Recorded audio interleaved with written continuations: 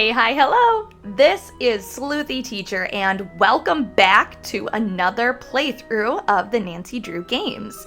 Today we are going to be playing through game number 4, Nancy Drew Treasure in the Royal Tower. I absolutely adore this game. This is actually the first game I ever solved when I originally found this series. It was such a big deal to me because this was back in the day of not having game boomers or walkthroughs or cheats, so it was such a rush to solve this game for the first time. I absolutely adore this game. I have been so excited to play through it with you, and I think we should just get started, shall we? Let's do it. Hi there, it's me, Nancy Drew. You're just in time for my latest mystery, Treasure in the Royal Tower. Choose your difficulty level to start off. If you're new to adventure games, you might want to click the tutorial button first for a few tips on how to play the game. Okay, so we're not actually going to do it, but it is important to point out that this is the first game that gave us an option for a tutorial, and we will actually see this specific tutorial on a number of different games moving forward in the series. However, I have played this game so many times, I do not need the tutorial, so we're going to skip over that, and we're just going to hop in to Junior Detective for this playthrough. Dear George, so much for my Wisconsin ski vacation. I arrived here at Wickford Castle last night, just before a blizzard swept in. The mountain is completely shut down, and the surrounding roads are closed. I think I'm one of the few guests who made it to the castle at all. The place is huge and old, and slightly creepy under the circumstances. You should hear this wind. What's more, the owner, Christy Lane, my father's friend, is away on business. I tried to ask the caretaker, Dexter Egan, how I could contact her, but he said he didn't know. Doesn't that seem odd? I couldn't help feeling like there was something he wasn't telling me. All this makes me a little nervous, but I'm determined to enjoy myself. After all, this is a vacation, right? I have big plans to explore the castle. That Ezra Wickford, the original owner, must have been quite a character to have built such an extraordinary place. It's filled with strange, dead-end corridors, for one thing. And I noticed one of the towers is totally different from the other ones. Of course, I'll have to save some time to meet Jacques Brunet, the French ski instructor. Tell Bess she'll be the first to know if he's half as gorgeous in person as he looks on his website. So, George, I guess things never quite go according to plan, but at least this time, the culprit is just a snowstorm. Talk to you soon. Love, Nancy. Now all I need is a mailbox. And there we have it. We are in the game. So we're gonna grab our room key card here, room number 205. And grab our locker card for our ski locker located downstairs. And it's 310, combination 517. Now, if you've never played this game before, you might be asking, what is that absolutely awful noise? Well, if we pan over here, we will see Sounds like the radiator is broken. that the radiator is broken. So I don't like spending a lot of time in this room when the radiator is broken because that sound is just kind of like nails on a chalkboard for me. But we'll get our exploring done and then get out of here as quick as possible. So here we have a magazine, Sassy Detective, and it shows us how to do some fingerprinting. Oh, I suppose I could read that. So it says Fingerprinting 101, using fingerprints to determine keypad access codes. When we touch things, some of the oil from our skin is left behind on the surface of the thing we have touched. Our fingerprints each have a unique pattern on them, and the oil shows, or prints, this pattern. This is how we get the term fingerprint. When you touch several surfaces with the same fingertip, the oil begins to get used up, so the fingerprint becomes lighter and lighter. The most common method of discovering fingerprints is called dusting. When you brush a light powder over a surface, the powder, or dust, will cling to the oil left by fingertips, revealing the fingerprints. Remember, fingerprints will appear in darker or lighter shades depending upon how much oil is present. Now, sassy detectives, put 2 and 2 together and figure out how to determine a keypad access code. Here's a little test. If you saw the 4 fingerprints below, what order would you put them in first to last? Will the darkest fingerprint be the first button that was pressed or the last? So then, what's the code?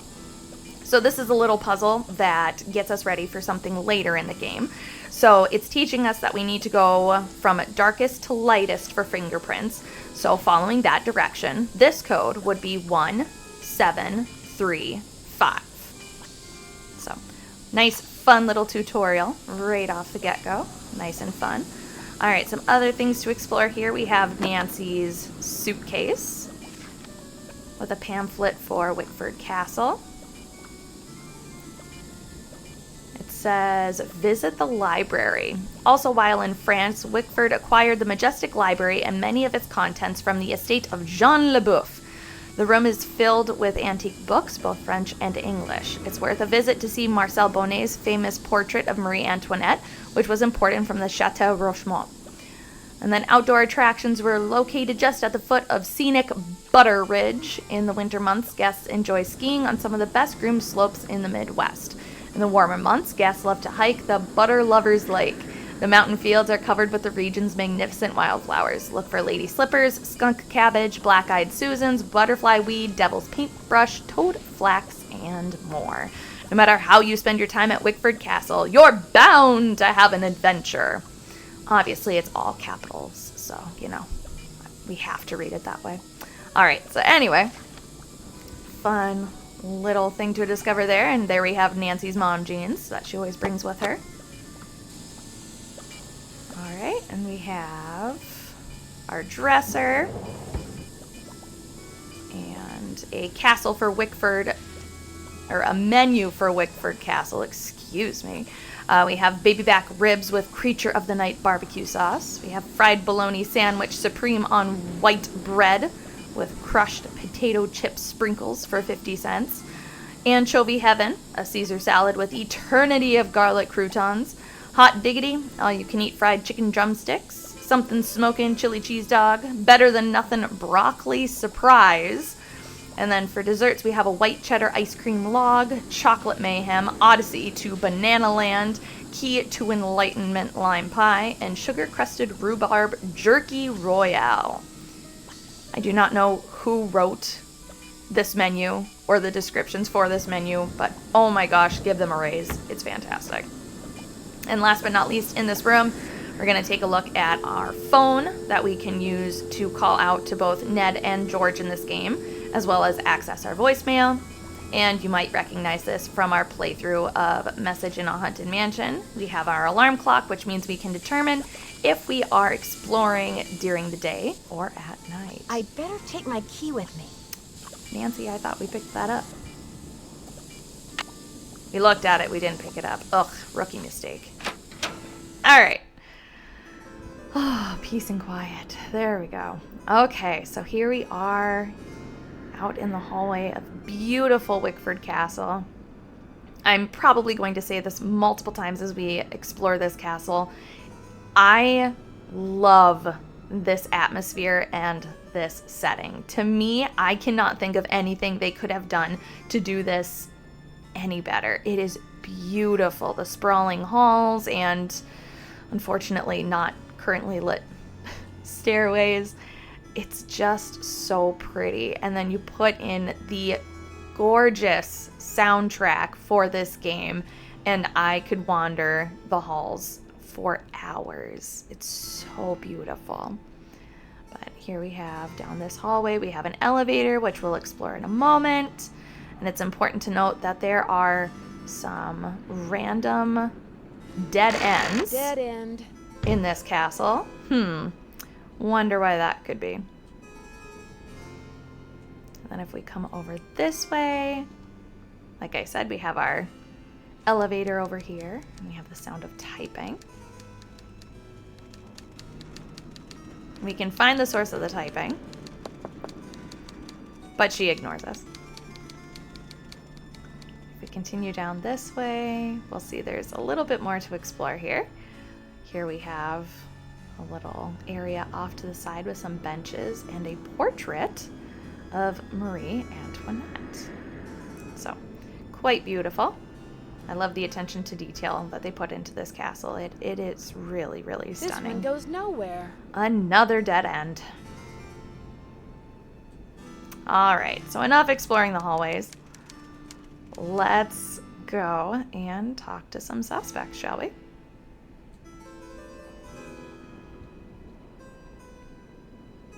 We have some suits of armor. We can see that the snow is really coming down outside, which, as someone from the Midwest, this is absolutely accurate when it snows out in this area. It is ridiculous. So we have a postcard for Peppercliff Farms, because if you're in Wisconsin, of course, there's going to be a postcard for cheese. We have Ski Wisconsin, and Can You Handle the View?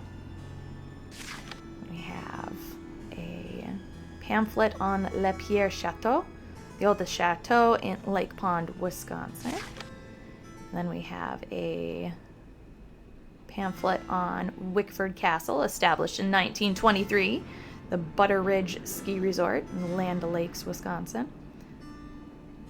I love all the butter, milk, and dairy references in this game. It's fabulous, but I also believe Land O'Lakes is a actual town in Wisconsin. I could be wrong, but I know it's also a brand of milk that we have here in the Midwest. All right, so here's our first suspect. We have Dexter Egan. Hello, Miss Drew. Did you get squared away upstairs? All square. I just need a stamp to send this letter, and then I'll be off to explore the castle. Well, I can take your letter, but the mail's not going anywhere for a while. It's snowing like there's no tomorrow out there. So explore all you want. Take the grand tour. But forget about the library. It's off limits. Not the library, mind you. The library. Off limits? Someone vandalized our historic library. Really turned the place upside down. The owner, Miss Lane, she's gonna be pretty upset. Why would anyone want to vandalize the library? I have no idea. I straightened up in there before check-in yesterday and everything was fine. Now it looks like a bomb went off. Books everywhere, and somebody hacked a big hole in one of the walls. I locked the place up and called the police, but who knows when they'll be able to get here. I tell you what, though, when they figure out who did it, they're absolutely gonna throw the book at them. The police? Was anything stolen? I can't tell, but somebody's definitely after something. What else has gone wrong? Well, this Professor Hotchkiss just called me in a terrible flap, saying our room's been robbed.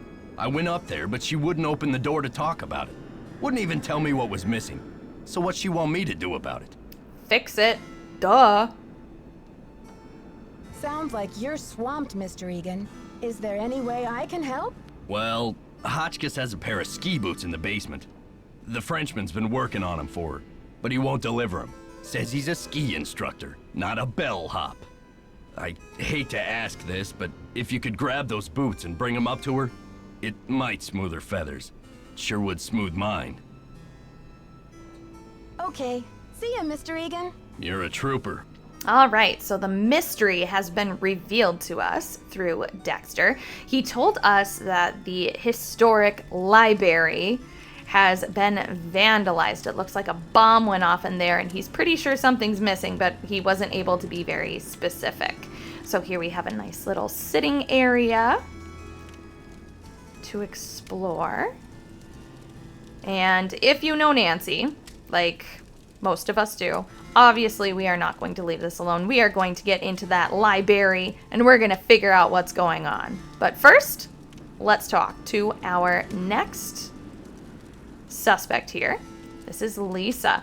And a little fun fact, I was hoping it would be easier to see, but it's very subtle. If you look at the magazine that she is reading, you will notice, or maybe might notice, that it is the same magazine that you are able to see in Maddie's apartment from Stay Tuned for Danger. So, fun little Easter egg there for you, but let's talk to Lisa. Hi, I'm Lisa. Did you hear what happened? Someone broke into the library and vandalized it. Dexter locked it up. He's saying the culprit must be one of us in the castle. Can you believe it? Yeah, Dexter just told me the library is a disaster area and that it's totally off limits. Too bad, huh? I'm dying to see what they did to it. Don't quote me on this, but I think Dexter has an extra key to the library somewhere around his desk. I guess you've really got your finger on the pulse around here. Any other castle scandal I should know about? Oh, we got scandal, honey. Professor Hotchkiss is claiming she's been robbed, for one thing. But the real scandal is downstairs. His name is Jacques Brunet. What's the scandal with Jacques Brunet? Va-va-voom. Scandalous cuteness, of course. Didn't you watch the last Winter Olympics? He's France's big cheese of skiing. He holds the record for the 500-meter slalom, but he totally choked at the games. I guess he's washed up now. But at least his looks haven't gone down the tubes. Va-va-voom, she says. So who's Professor Hotchkiss? Oh my gosh, wait till you hear this. Hotchkiss is this nutty old woman who's always typing and talking to herself in her room. I was walking past her door earlier, and I heard her screaming that her room had been robbed. Wow. Did she say what was stolen? Not that I could hear. She just kept wailing, "My theory, my theory." I think she teaches history, or maybe a foreign language. I thought I heard a couple of French words pop out of her mouth. But don't quote me on that either. I only barely passed Spanish in high school. Habla español? Hardly. I'm just a humble photojournalist covering weird old mansions in the Midwest, and this place is one of the weirdest. Did you know Ezra Wickford, the original owner, shut himself away in here for like 50 years? I wonder why he was so antisocial. Creepy, right? I mean, did we stumble onto the set of As the Castle Turns or what? Well, you probably want to get settled. I wonder what we're gonna do with ourselves while we're all cooped up in this place. Eat cheese. I'll let you get back to your magazine. Stay warm. So there you have it. That is Lisa, and she gave us a little bit of background on a couple of characters. So now we know about Jacques Brunet and a little bit more about this nutty old professor. All right, we have a light out in the stairwell. So I'm actually going to fix that light now so that we don't have to do it later, which kind of breaks the game, but it's fine. And if you turn off the lights enough, you'll get yelled at by Jacques. Come on, Jacques. Dude. Turn them back on. Thank you. Okay, so there we go. I don't actually remember the combination for getting that fixed, so we're just gonna flip a whole bunch on and hope for the best. I haven't said this in any of my other playthroughs, but I am not, there we go. I'm not using a walkthrough or anything like that for these puzzles. I'm solving them on the go, so I apologize if it takes a couple of different times to solve some things, but thankfully that one worked out relatively quickly. So unfortunately, Jacques is not down here right now, which it is 1 o'clock. He's not going to be back until 2. We can pick this up. But since we're down here, let's check out Nancy's ski locker, shall we? So if we go over here, we will see number 310. And her combination is 5, 1, 7. And a funny story about the combinations in this game and some other games moving forward. The combination is 517, but it's not working. Oh snap. Funny story about combination locks moving forward for a few games coming up. When I was younger, I thought you had to work the dial like you did an actual combination locker. It was just recently that I found out that you don't have to do that. Not that it really matters, but, you know, I thought it was funny. Ugh, it's like the North Pole out there. And fun fact about winter in the Midwest, there has actually been quite a few times these past couple of winters that we have been colder than the North Pole. I think it was last winter or the winter before that, we hit a wind chill of -62 Fahrenheit. It was very cold.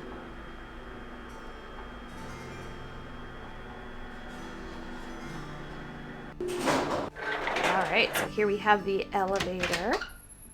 Let's hop in and do some exploring.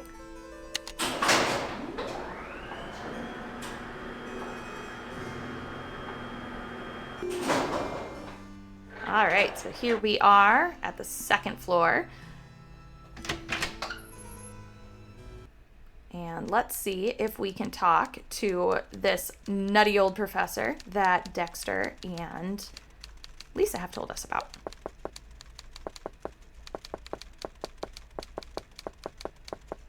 Apparently she's busy.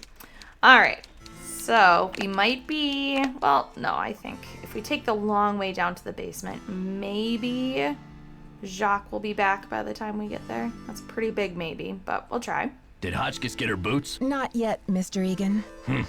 That's a shame. You know, beggars can't be choosers. I'm literally doing your job for you, dude.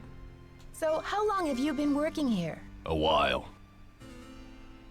I think there's something wrong with my radiator. It hisses, and there's a clanging noise too. Could you check it out for me? Sorry about that inconvenience, but you're just gonna have to sit tight for a while. I'm the only one on duty while the owner's away. And around here it seems like even if it ain't broke, it still needs fixing. Last time I checked, there were only 24 hours in a day. Sorry, not yet. Okay. See ya, Mr. Egan. Goodbye. Okay, I know I'm picking on Dexter a lot, but he's actually one of my favorite characters in this game. He's actually my number 2 favorite character. We haven't met my number 1 Hi there, favorite how's it character going? yet. I'm dying to find a way into that tower. Where do they usually hide the secret entrances in weird old Midwestern mansions? I guess I should know, shouldn't I? Too bad most of the places I've covered aren't any weirder than imitation butter. I wish you'd hurry up and find it, though, so we can check it out. Who said I'm bringing you with me? I'll let you get back to your magazine. Stay warm. Okay, so I think, there we go. Jacques should be there now. So let's go down and meet the French scandal in the basement. Jacques Brunet, ooh la la. So handsome he could give Rick Arlen a run for his money. Bonjour, mademoiselle. Je m'appelle Jacques Brunet. So, what brings you to beautiful Wisconsin? His biceps. Good gracious. Hi, I'm Nancy. I came to ski, but it looks like I'm going to have to find other ways to entertain myself. I told Mr. Egan I would bring Professor Hotchkiss her boots. Are they ready? Yes, I fixed her boots. But you should be relaxing by the fire, sipping cocoa, Nancy. Not running errands for Dexter. Why is it you American girls never know how to separate business from pleasure? What about you, Jacques? Do you give skiing lessons in Wisconsin for business or pleasure? Well, with the weather so terrible, I suppose I get neither. But you see, I am here for Isabelle, mon petit chou. She's an American studying at the university in Madison, and I've asked her to marry me. That is excuse enough to be in Wisconsin, n'est-ce pas? And besides, I am not the first French work of art to end up here. Ah, so you came halfway across the world for love.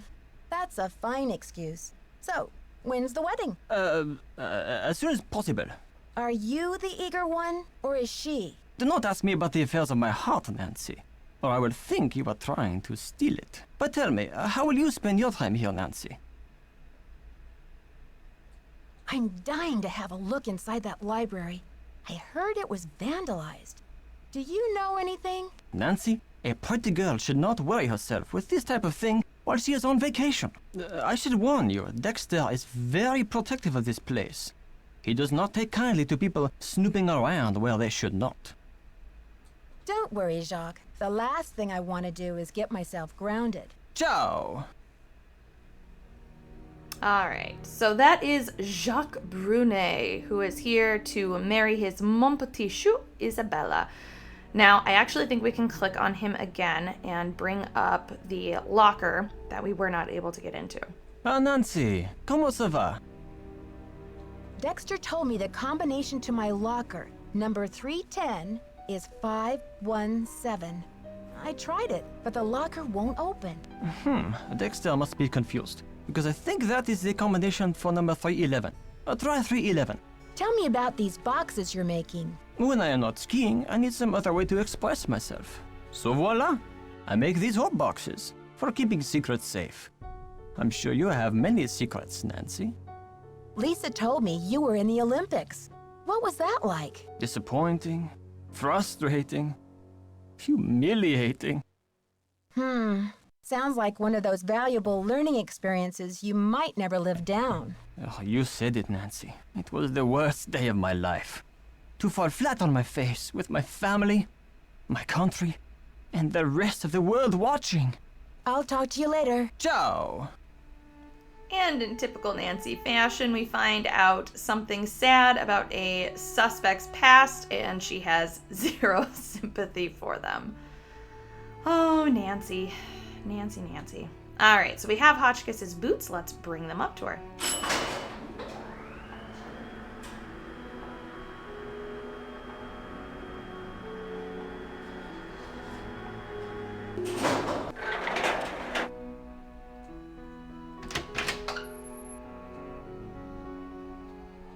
And up we go.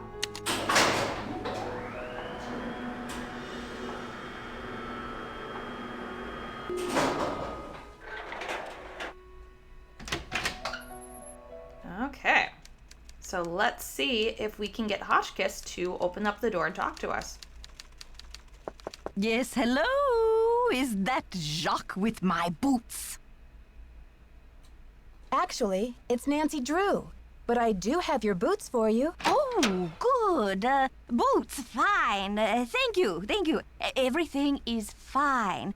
Just leave the boots at the door, please. Yeah.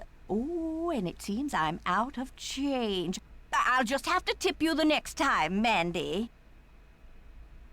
No tip is necessary, Professor Hotchkiss. I don't actually work here. My name's Nancy Drew. I heard your room was robbed, and I'd like to find out what was taken so that Mr. Egan can report it. Everything's under control, dear. Nothing to report. Thank you for my boots. My poor feet have been feeling so exposed. Excuse me, I have questions for you. All right, so we put the boots on the door here, and we'll walk away. Find it hilarious that the typing doesn't stop when she grabs her boots. I don't know if that's just her listening to some typing ASMR as she's working to get her creative juices flowing, or if she just has really ridiculously long arms. Can I help you?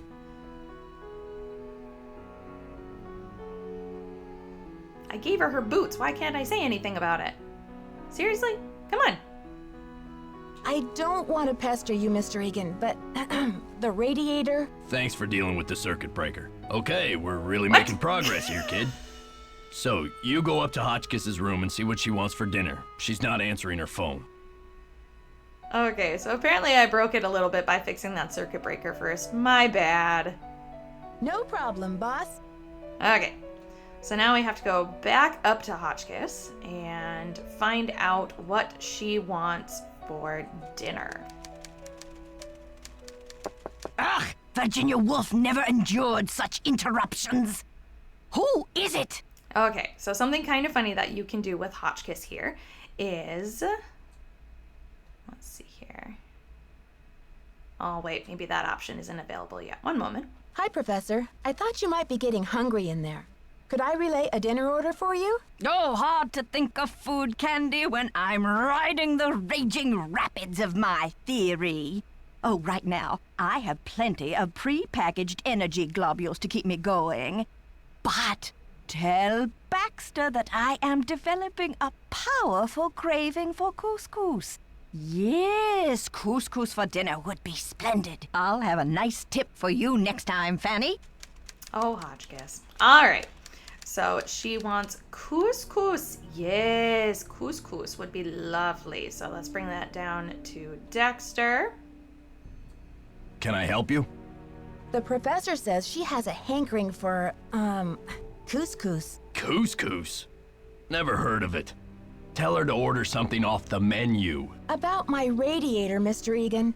Do you think you'll be able to fix it anytime soon? Sorry, not yet. Hotchkiss called to report that she got her boots. But now I'm told that the light is out in the back stairwell. Could you check the circuit breaker in the basement and make sure it's working? Actually, I've already fixed it. Okay, we're really making progress here, kid. So, you go up to Hotchkiss's room and see what she wants for dinner. She's not answering her phone. Okay. See ya, Mr. Egan. Bye, kiddo. So it makes it a little quicker when you just fix the light in the stairwell when you go down to get Hotchkiss's boots the first time, but the game doesn't quite know how to respond to that, so that's why you get kind of that funky little bit of dialogue doubling up there if you do things that way. Is that my couscous already? Okay, so this is what I wanted to do the first time. So there are a couple of different times when you are talking to Hotchkiss that you can try to get her to talk about something else other than what you're trying to get done on your task list. And sometimes it's actually pretty comical what happens. So let's try that out now. Hi, Professor. It's Nancy again. Hoping you might be ready to talk to me about the robbery. Oh, can't talk now, dear. The energy globules have brought on a carbo rush. I'm a little out of my head, desperate for protein all of a sudden. Protein, you say? Is that my couscous already? Sorry, Professor, but there's no couscous in the house.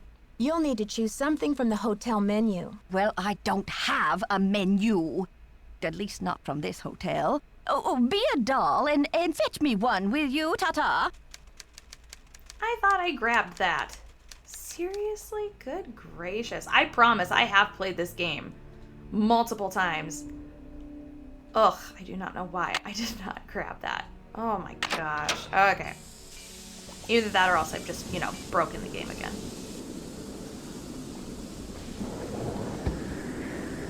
There we go. I was so distracted by all the lovely names of food on there that I just completely forgot to grab it. Alright, so back to Hotchkiss's room we go. Did you get the menu? I wonder what would happen. No, I don't have it yet. You toy with me while my belly rumbles? Why? Why? I'm gonna start using that. Did you get the menu? No, I don't have it yet. You toy with me while my belly rumbles? Why? Why? Oh man, I love that. Did you get the menu? Sure did. How about opening the door so I can give it to you? Oh, you're a sneaky one. Just slip it under the door, please. Nice and easy. No funny stuff. Alright, so we'll slide it under the door. Baby back ribs, yes. Oh, chili cheese dog,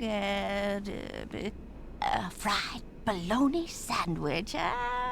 I'm not usually much of a meat eater, but very well.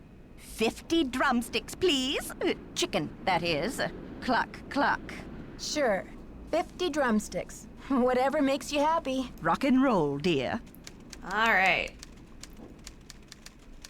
So now that we have toyed with her enough while her belly rumbles, we'll get her some food. Can I help you? The professor has changed her order. Seems she's developed an appetite for chicken drumsticks. 50 of them. Okay then, drumsticks we got. Oops, but I guess Jock better take that bag of chicken legs out of the freezer. Will you tell him? And then take the rest of the day off, kid. Your radiator's as good as fixed. Okay. See ya, Mr. Egan. Goodbye. Toodles. Alright. And now Lisa is gone. Go down here. And get those drumsticks for Professor Hotchkiss. Hopefully Jacques still down here. There he is. Ah, Nancy, comment ça va? Dexter needs you to defrost that big bag of chicken legs. Oh la la la, what does he think I am? A sous chef? I'll talk to you later. Allez, bye-bye. Alright. So he is gonna get Hotchkiss's chicken drumsticks a-going. And let's try Nancy's combination now that we know that it is for locker 311. So it's 5, 1, 7.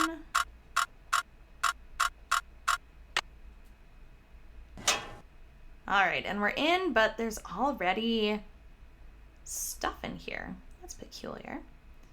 We have a shutter slug bag. And Lisa, mi amigo. Yeah, I'm not even going to try to read that. But we can see that it is written in French. Not French, Spanish. Good gracious. And it was written the 30th of November, 2000. All right, so if we look at this, we'll see a passport for Helen Karp. You know, I feel like I've seen her face somewhere. Interesting. And we have a Tanya Lee Gooding. You know, her face looks kind of familiar also. Weird. We have Helen Karp. Wait a second, that looks like Lisa.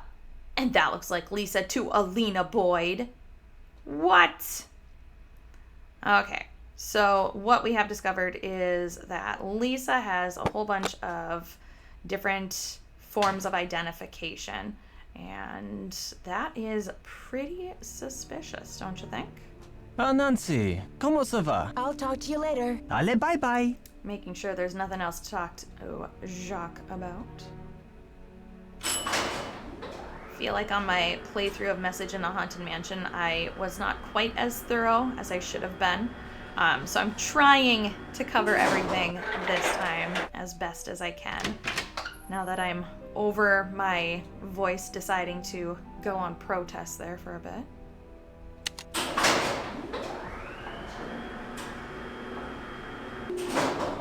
Oh no, we're stuck! Okay, so what we're supposed to do is look up and see a very subtle trapdoor up here in the roof, which I kind of wonder, how does Nancy reach this? Like, is she 7 feet tall?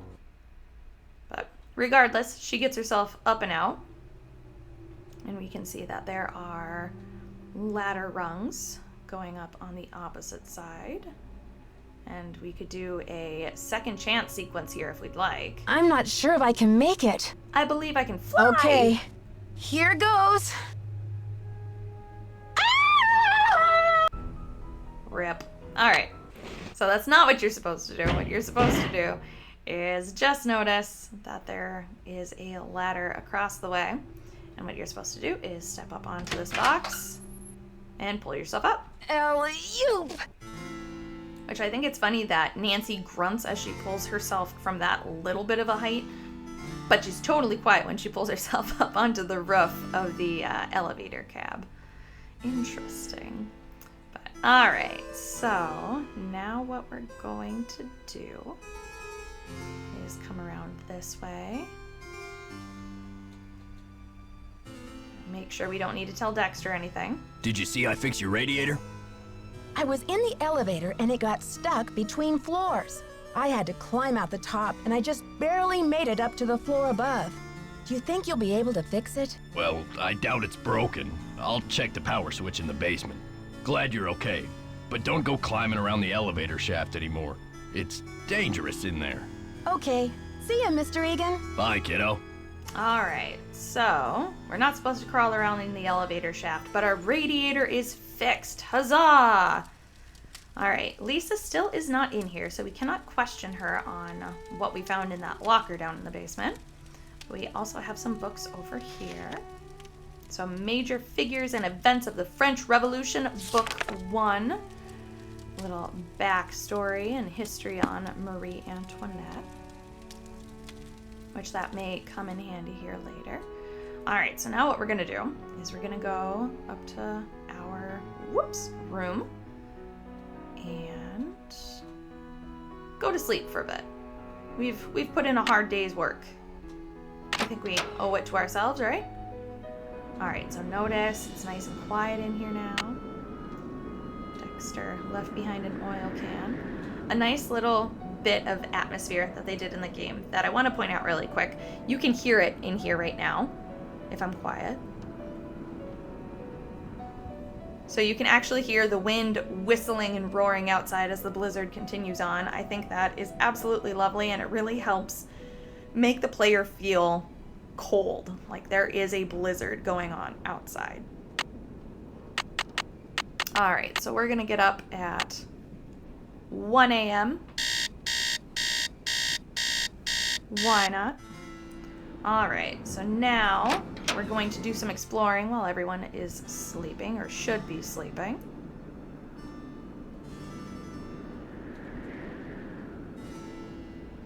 Okay, and notice Dexter is gone now, which is exactly what we needed. Oop, too far. All right, so we are supposed to see his to-do list here.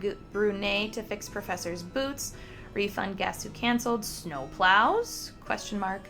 Try to reach Christy again, change library alarm code, change bulbs in tower, replace filter in vent shaft, keep searching. Get boots back to Professor, check basement circuit breaker, and get dinner orders from guests. So there we have it, there's that. And we'll pick up this key.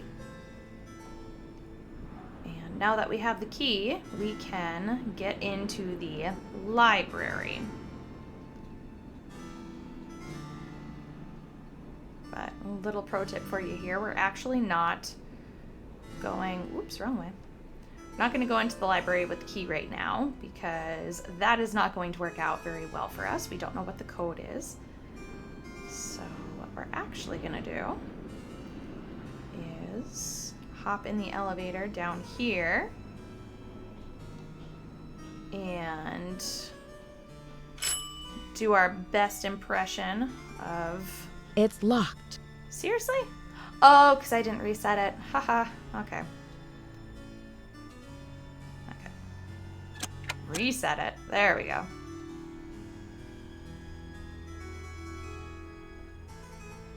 Okay, so now that we've reset it, now it'll work.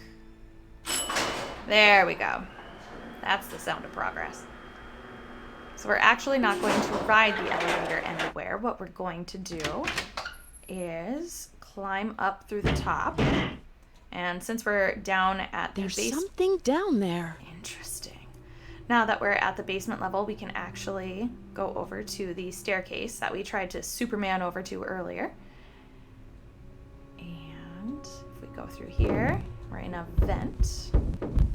Crawl all the way through. We're in the library.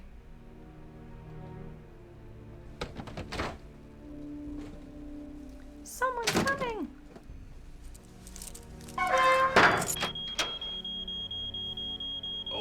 Okay, I hear you. Darn you, crazy old man. I know you hid that thing around here somewhere.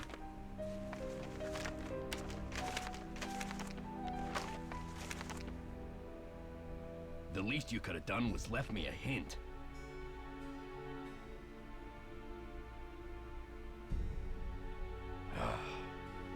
I don't have time to clean this up.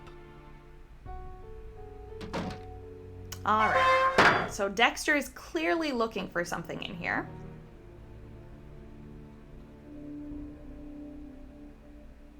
Let's do some exploring. So yes, whoever was in here clearly ransacked the place.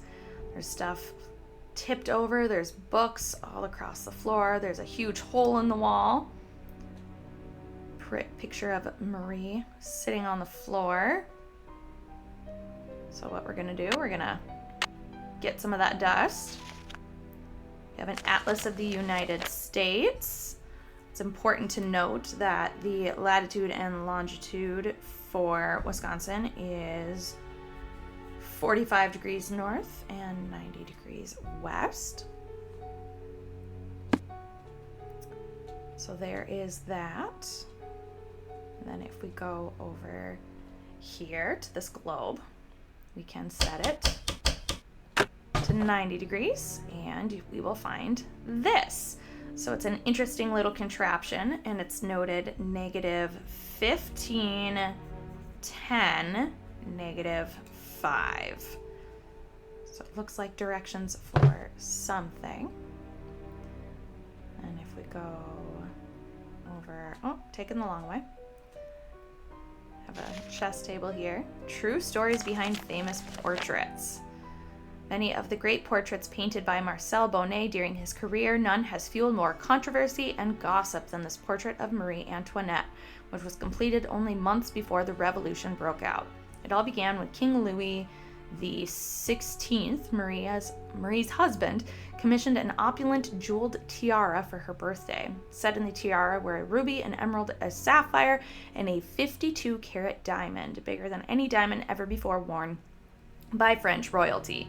Marie was horrified by the tiara's extravagance and refused to wear it. It is even rumored that she referred to it as the crown of my ruination, though no one knew what she meant by this. When it came time to have her portrait painted by the master Bonnet, Marie insisted on posing away from the palace at Versailles in the tower room of the Chateau Rochemont, where she often visited to escape the growing turmoil in Paris.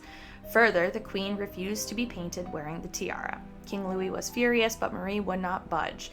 She chose to ornament herself with a purple rose instead, not just a flower, but a symbol of her willful defiance of her husband's wishes. When the portrait was finished, she gave it to the Rochemonts in appreciation of their loyal friendship. Shortly thereafter, the revolution erupted in full. When Marie Antoinette and her husband were arrested, the queen refused to reveal the whereabouts of the tiara.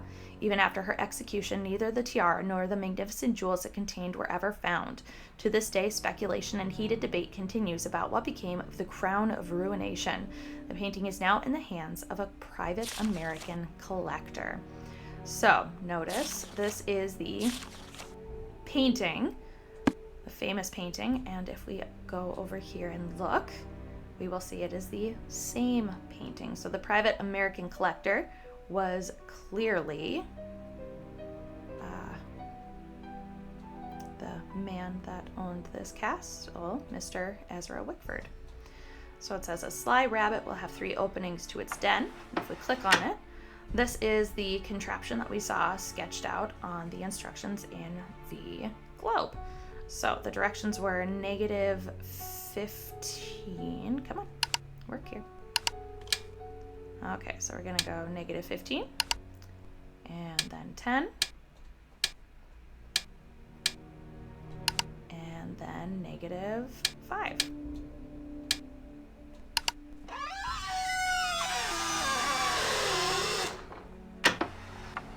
All right, so that horrible screeching means we opened something. So we'll explore that. Before we hop up there though, let's find out what the code is for this space. So once we do a little fingerprinting here. All right, so 3 is the darkest, so that'll be our first one. Then it is a star, then it is a 7, then it is a 2. So the code is 3*72. That's gonna come in handy later. All right, so let's explore that mysterious creaking. So notice now there is a secret area opened up here. If we grab the lighter and light the candle, we'll get some light in here.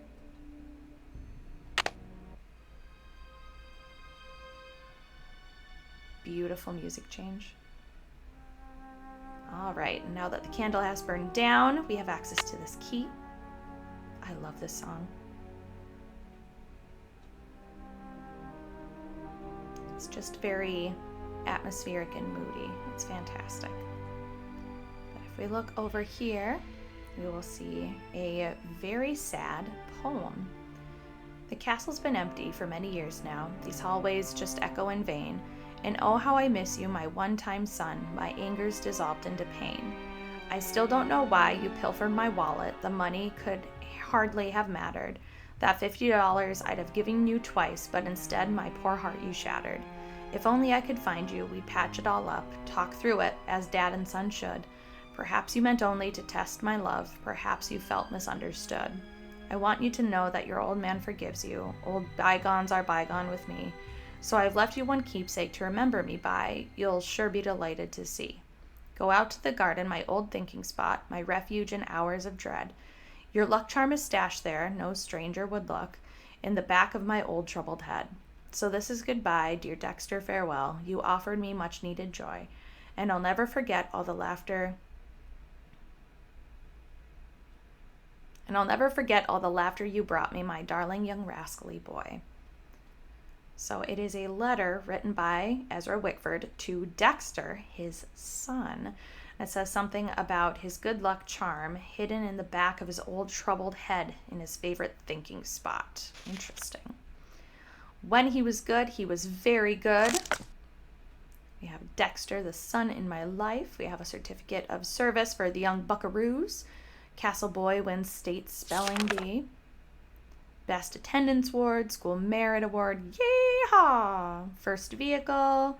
Father's Day certificate of merit. Again, for demonstrating leadership among his peers in the Vilas County Youth Recycling Project.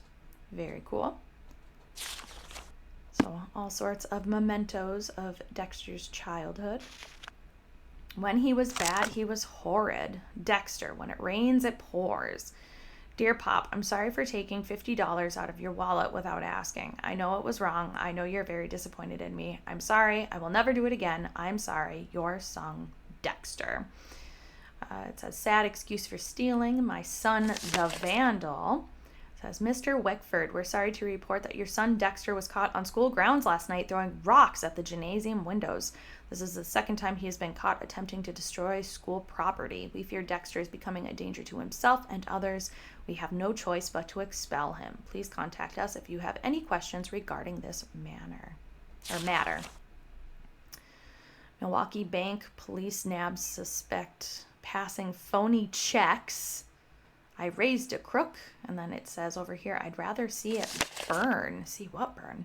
It says, Dear Ezra, I have changed your will according to the directions you gave me in our meeting of May 21st. In the event of your death, Dexter will have no recourse to inherit Wickford Castle or any of your estate or financial holdings.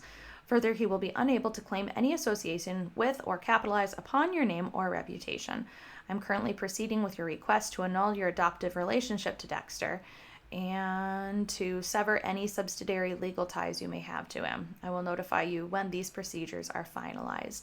On a personal note, allow me to say how sorry I am to hear of Dexter's criminal conviction and to urge you not to blame yourself. I'm sure you did the best you could with Dexter, but some children just turn out to be bad eggs.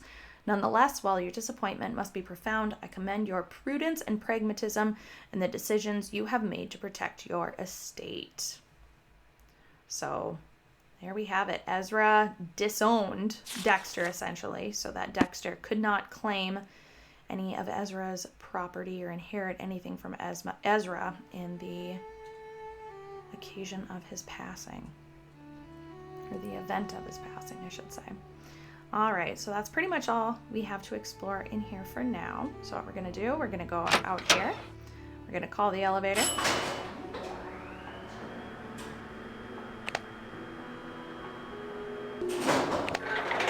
And now that it's here, we are gonna turn around and go back into the library. And let's see here, 3-star. 7, 2. All right, so now that is good and done, we're gonna go up here and hop into the air vents again.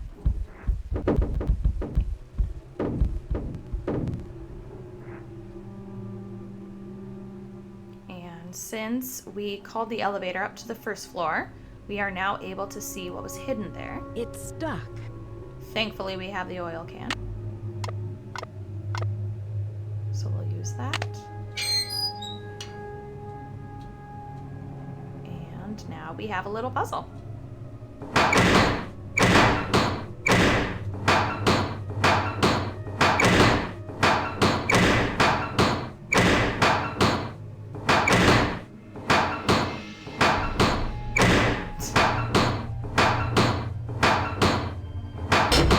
There we go. So just a simple little puzzle. What is that mysterious noise?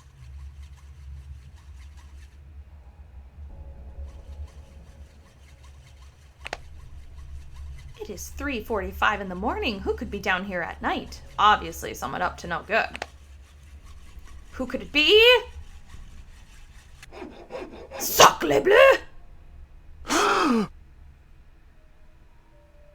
Nancy, what are you doing here? I was just looking for the castle's soda pop machine. What you working on? I can explain, Nancy, but please, don't tell anyone that you found me here. If I get sent back to France, my fiancé will give up on me, and I will have let down my family again. What's your fiancé expecting you to accomplish by breaking into the Queen's Tower? I am doing this for my country and for my family's name. Isabelle has nothing to do with it, except that I feel I must succeed before I will feel worthy to marry her. The tower holds a valuable French historical document. If I can find it and return it to France, perhaps I can make up for my failure at the Olympics. What kind of document? The tower first belonged to the Chateau Rochemont in France. When Ezra Wickford bought the tower, my great-grandfather was the master carpenter in charge of dismantling it and preparing it for shipment. One day, when he was working alone, he found a secret compartment in one of the walls. Then what happened? Inside, he found an old journal with a royal crest on the cover and a medallion with a strange blue stone in it. But he heard other carpenters coming, so he hid the medallion in his pocket and sealed the journal back in the compartment. Before he could get back to study the journal and return the medallion, the tower was dismantled and shipped to America. He never learned who the journal belonged to or what it said. Interesting. Why didn't your great-grandfather tell anyone about his discovery? He thought if he told his story, Ezra Wickford might get angry, accuse him of interfering with the project, and try to ruin his name as a carpenter. So he kept quiet. But he told you this story? I was his only great-grandson. On his deathbed, he gave me the medallion and told me the whole story. He begged me to come here to Wisconsin to find the journal and return it to France. You must feel a real sense of responsibility to carry out your great-grandfather's dying wish. Oh yes, of course. But it's not just for my great-grandfather. It is for France. The journal bore a royal seal. It must have belonged to Marie Antoinette, because she used to visit the tower during the Revolution. So perhaps it contains her confessions, or perhaps it contains proof of her innocence. Either way, the contents of that journal could change French history forever. But how do you think the medallion fits in? What's its significance? I have no idea. I believe whoever hid that journal must have left the medallion with it as a part of their message. But what? Nancy, do you think you could help me? Let me show you this medallion, and maybe you'll be able to tell me what it's for. I might be willing to help you, but you have to tell Christy everything. I'm sure she'll understand, and then you won't have to sneak around in the middle of the night, haunting the castle with that screeching hacksaw. Okay, Nancy, I see your point. I will explain everything to Christy Lane as soon as possible. Now will you help me? I think this medallion will interest you, and maybe you'll have some idea what it's for. It's in my locker. Will you go get it while I take care of something? The combination is 2665. I'll meet you in the locker room in a minute. Okay, 2665. Okay, Jacques, I am intrigued. I'll see you downstairs. You're the best, Nancy. That's what they tell me. Okay, so there we have it. Jacques is trying to get into the tower to see if the journal is still there that his grandfather had found. Alright, so clearly he's not making a whole lot of progress. He has one bar sawed through. It's locked. Locked. Alright, so we are going to go back upstairs and look in Jacques' locker.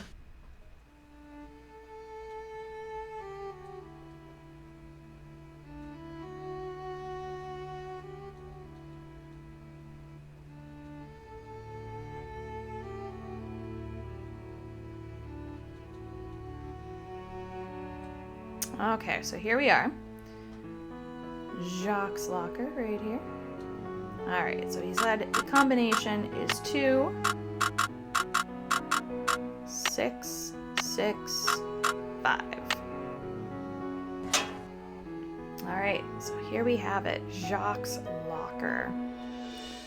Jacques, darling, I am trying to be patient, but I cannot understand what is taking you so long. My mother and father are traditional people, and they think it is highly unusual that you would ask me to marry you without demonstrating your commitment to me in any symbolic way. You know I believe that our love makes us richer than kings and queens, but I cannot live on hot dogs and mac and cheese forever. You said you had a plan. You said it would only take a couple of weeks, but it has been 2 months. I can't wait forever. Please don't make me give up on you. I remain your petite chou, Isabella. So Isabella's getting a little impatient. Here we have a letter from U.S. Immigration and Naturalization Service. To whom it may concern, our records indicate that your visitor's visa will expire within 1 month. If you remain in the country after that time, you will be doing so in violation of the law. If your visitor's status has changed or you wish to dispute our records, please contact your local immigration authority immediately. So Jacques is running out of time to stay in the U.S. D is for dazzling, D is for diamonds. Fancy diamonds, diamond shapes, famous diamonds, diamond appraisal, diamond grading. What everyone should know about the world's most coveted stones. So he has a whole book here, or a brochure, pamphlet, packet, whatever you want to call it, on different information about diamonds. Interesting. And we have, what's this up here? Ouch. Ouch. Oh, someone must have knocked me out. Headache headquarters. Nancy here. Nancy, it's Jacques. What happened? Are you okay? I don't really know what happened. I opened your locker like you said, and then it was lights out Nancy. But you do have my medallion, right? They didn't find it when they picked me up off the floor? Oh la la, you can't be serious. I'm sorry, Jacques. I know how important that medallion was to you. This is too much. Oh la la. Unbelievable. And he hangs up. All right, so we're going to check our voicemail. Welcome to the voicemail system. Please press first message. Yeah, Miss Drew. This is Dexter at the front desk. Can you come down when you're feeling better? I need to talk to you for a minute. Thanks. To go to the next message, second message. To leave the system, thank you. Goodbye. All right, so Dexter wants to see us, but before we do that, let's call our friends Ned and George.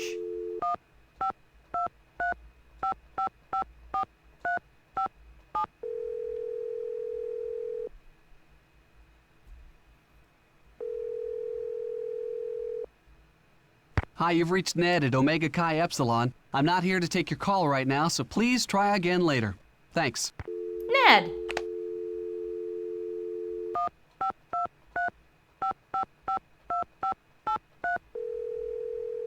Maybe George will answer. Hello? George, it's Nancy. Great timing, Nancy. Bess and I were just saying how we wish we were out on the ski slopes with you. Hang on, I'll get her to pick up the other phone. Hey, Bess, our favorite detective's on the phone. Hey, Nancy, how's the vacation? I guess you haven't gotten my letter. Not only do I have a blizzard on my hands, but I may have stumbled onto another case, too. The castle library was vandalized, and one of the other guests says her room was robbed. Boy, oh boy! Have you searched the library for clues yet? Well, that's the thing. Dexter Egan, the caretaker, says it's locked up and off limits until the police can get here. But who knows when that'll be. That's funny, Nancy.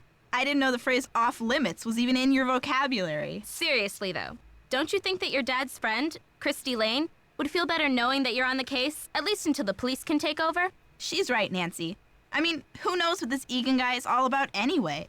Sounds like you're just gonna have to find an alternative entrance to that library. Here I go again. Just hope I don't have to slide down the chimney. And what about this robbery? Who got robbed? I'm not sure. The guest's name is Professor Hotchkiss. I think she's a bit eccentric. You mean weird? Nutso? A few sandwiches short of a picnic? Okay, you guys. I just mean that I'm not sure how reliable her testimony will be. Yeah, but she'll probably tell you something important, whether she means to or not. I met my ski instructor, Jacques Brunet. He sure is French. Ooh la la, those accents should be illegal. I hate to break it to you, Bess, but he's engaged. Now there's a real crime. Right, Bess. Humanity is devastated. I met this nice woman, Lisa Ostrom. What's her deal?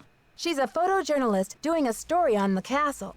She sure got me curious about that tower. Oh yeah? Does she know where the entrance is? I don't think so. Well, keep an eye on her, Nancy. Those photojournalists are born snoopers, you know. George, are you suggesting that Nancy is a second-class snooper?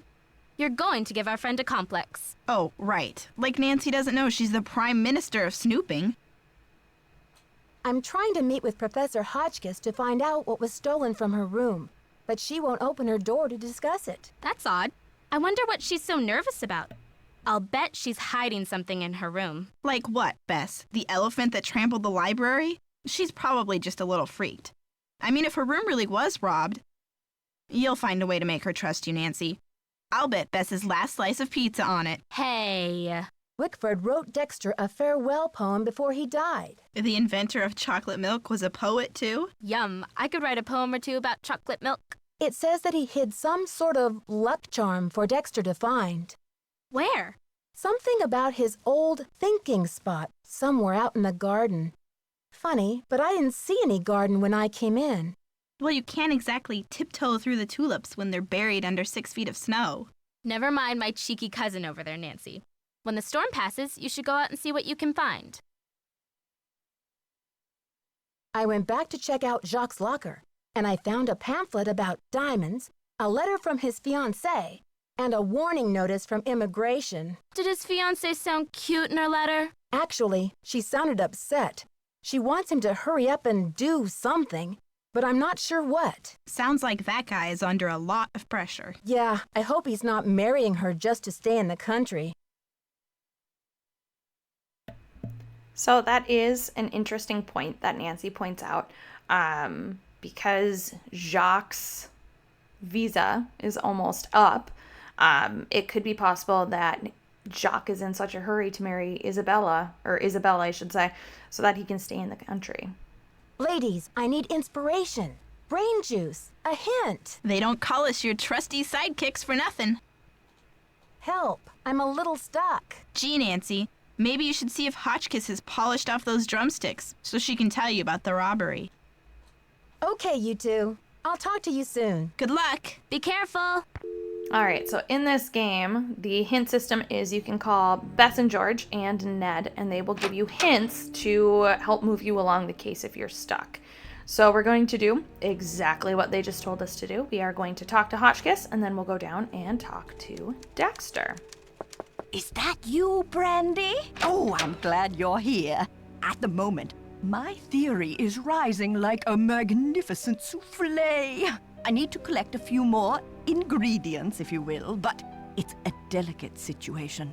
If I leave my room even for a moment, I fear the souffle will come crashing down in a heap. You're cooking a souffle in there? Oh, don't take me too literally, dear. What I need is some information about the castle. Hard numbers.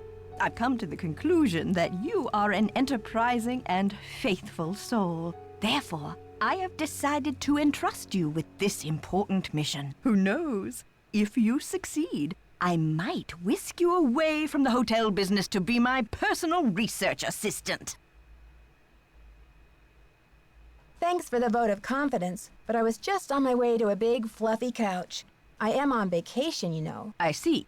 Well, I don't suppose we have anything further to discuss. Goodbye. Yeah, so Hotchkiss doesn't like it very much when you refuse to help her. Not now, please. I'm trying to think. Unless you've decided to help me. Nope, just looking for someone to play Scrabble with me. Beep! Professor Hotchkiss is not available at this time. Thank you and goodbye. Beep!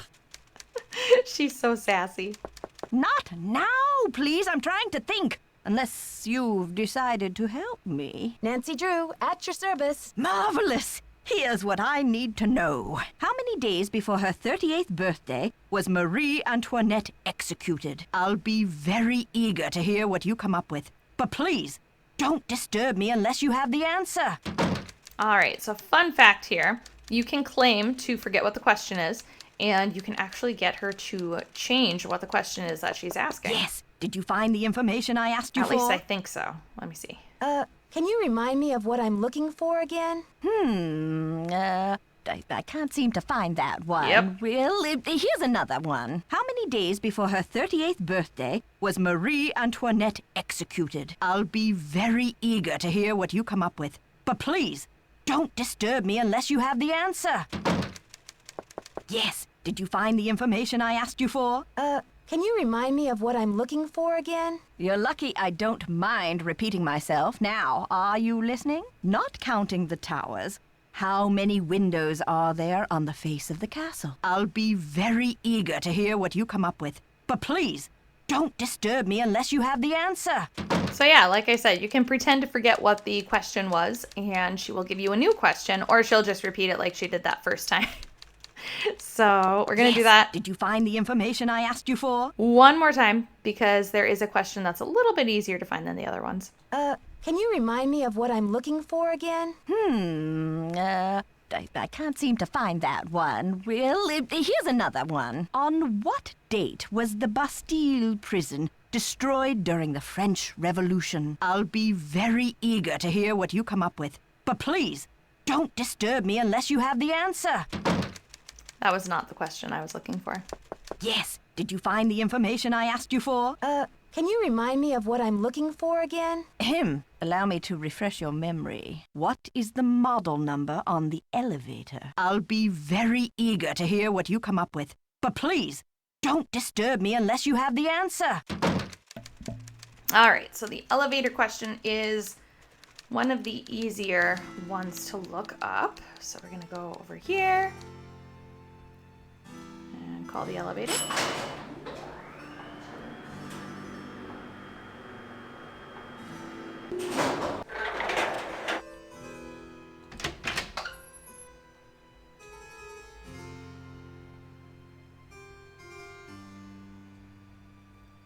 All right, and it is model number 50964.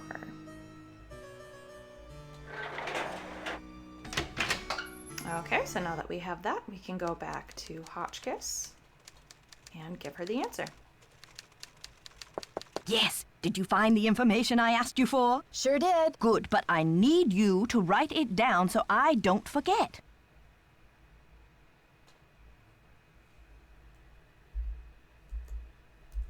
Thank you. Let me do some calculations to see if this is correct. Eureka! If there's one thing I like in a young person, it's ingenuity. Now, I've got work to do. Time to stir the cauldron and stoke the fire. But if you'd like to talk, I'll be holding office hours in the lobby between 3 and 6 a.m. Meet me then. Okay, so between 3 and 6 a.m., we can now meet Hotchkiss down in the lobby. So that is awesome. Now let's go see what Dexter needed. Thanks for coming down. I've been wanting to talk to you. How's your head? Did you slip or what? Well, let's just say someone must be trying to tell me to get a little more rest on this vacation. Anyway, I'm planning on making a speedy recovery. It's just that when I found you out cold in the basement and hauled you back to your room, I noticed all this red dirt on your shoes. I'm just curious where it came from. Mr. Egan, I confess, I found my way into the corridor that leads to the Queen's Tower. As you probably know, the dirt in that tunnel is very red. I hope you won't consider this trespassing. Nope. If you must know, I'm impressed. Ezra Wickford set that secret door up so nobody would be able to find it. When I was a kid, I was obsessed with getting into that tower. Ezra told me that if I could get through the secret door, he'd take me up to see the Queen's Tower. Finally, I got into the tunnel, and when I came out with that red dirt all over me, he laughed. He was actually proud of me. That's an amazing story, Mr. Egan. I'm glad you're not angry. I guess I'm just as curious as you once were. I'd say you earned the right to check out the tower for yourself. But you gotta get through that gate, right? There's an old skeleton key in the maintenance shed. Now that the storm's passed, you can go out and get it. But be careful. It's still dead cold out there. I don't want to press my luck with you, but I sure would like to see Ezra's private garden. Could you tell me how to find it? It's nothing but wasteland out there. If you're bent on tromping around in the cold, go left when you get outside, away from the shed. Look for a wrought iron gate. You'll figure out the rest. So, did you grow up around here? You could say that. Did you know the original owner, Ezra Wickford, when he lived here? You could say that. Did you know him well? They call it the past for a reason, okay? Because it's over. So, do you know if Ezra Wickford had a place where he liked to go and think? Someplace he thought of as a refuge? There was a private area of the garden. Yeah. The entrance was hidden, so no one could bother him there. Were you allowed to go out there? Once in a while he'd bring me out there and teach me about his favorite flowers, but that was like 100 years ago. Do you think I could go check it out? Forget about it. There's nothing out there but dead weeds and crumbling statues. Okay. See ya, Mr. Egan. Goodbye. Okay, so the first time we were supposed to talk to Dexter about his dad's old thinking place, we should have done that before we got knocked out. That is why we were told we could go out there, and then we were told we couldn't. I just did that a little out of order. Now that Lisa is back, let's ask her about what we found in her locker. So what'd you find in the library? Please, Lisa. You know it's off limits. Oh, come on, Nancy. You've been on the prowl. I can tell by the sparkle in your eye. I honestly have no idea what you're talking about. Aw, you're no fun. So tell me more about the life of a photojournalist. It must be very glamorous at times. Well, there's nothing glamorous about the pay, I can tell you that much. There was a little mix-up with the lockers, and I accidentally opened yours. Yeah, and? Well, I was kind of confused. I was just trying to see whose stuff was in there, and I found a bunch of IDs in your bag. They all had your picture and other people's names on them. A savvy photojournalist always carries a couple of alternate identities, Nancy. When you're working under deadline, you don't always have time to play by the rules. I'm sure you know what I mean. Does your job take you to exotic, far-off places? Well, there is a lot of travel. Too bad I'm so useless with foreign languages. Yet she has a letter written in Spanish in her bag. I'll let you get back to your magazine. Stay warm. All right. So there we go. Apparently all the multiple identities is because she is a savvy photojournalist, obviously. Okay. We'll see if Jacques is down here. Nancy, I still cannot believe you lost my medallion. How could you have been so careless? I wasn't exactly careless, you know, and I didn't lose your medallion either. But I don't have it. Where were you, anyway? Weren't you supposed to meet me? When I showed up, you were having a catnap on the floor. Ugh, I will be ruined by you American women. Guess you'd better stay away from me then. Goodbye. Au revoir, little Miss Nightmare. Sassy Nancy. Okay. So Jacques' medallion is gone. He is blaming Nancy. Okay. So we are going to head this way. Check out Ezra's thinking spot. Here we are. That gate image definitely hits different now after all of the excitement for Nancy Drew Mystery of the Seven Keys and the artwork of that door that we found on one of the walls in the cafe. Super exciting. All right, so here we turn the arrow. There's a handle. And we have a box. And if we use the key that we got from the candle in Ezra's study, we will find this.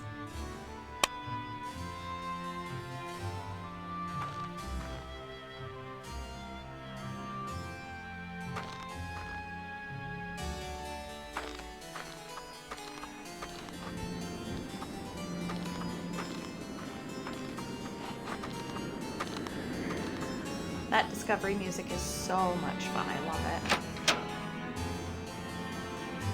It goes on for quite a while, too. Alright, there we are. So, yeah, every time we make a discovery in this game, we get that fun little discovery track. Just nice and jaunty and upbeat and lovely. So that's why I got quiet there for a second. Alright, so here we are out in the shed. And we were told that the key could be found out here. So here is the key to get past that locked door in the basement. But also, since we're out here, we're going to do some snooping. It says, local buzz. Do you know what your neighbors are up to? Remember when? Not many of us are old enough to remember young Dexter Egan, the adopted son of old Daddy Choco Bucks, Ezra Wickford. Most of us only came to know Dexter, the boy who was lucky enough to grow up at Wickford Castle as Vilas County's most famous juvenile delinquent. According to the legend, it was Dexter's troublemaking that caused Wickford's disappearance from public life. Most of us have used his name as an example to our own children to frighten them into obedience. You don't want to turn out like Dexter Egan, do you? We would ask. A counterfeiter, convicted felon, bad egg. Isn't it amazing that after 25 years in prison, Dexter Egan's release is coinciding with the grand reopening of Wickford Castle, now owned by the enterprising young Christy Lang? It's true, and rumor has it that Egan is determined to straighten out his life and make up for past mistakes. But how? Will he become Wisconsin's next chocolate milk tycoon? When asked about his plans to reinvent himself, the ever-charming Dexter said, "No comment." Does this spell trouble for Vilas County? Only time will tell. Interesting. So Dexter was released from 25 years in prison just in time for Christy to be reopening the castle. Makes a pretty compelling motive, don't you think? And here we have the setting for something. So here we're going to copy that down really quick.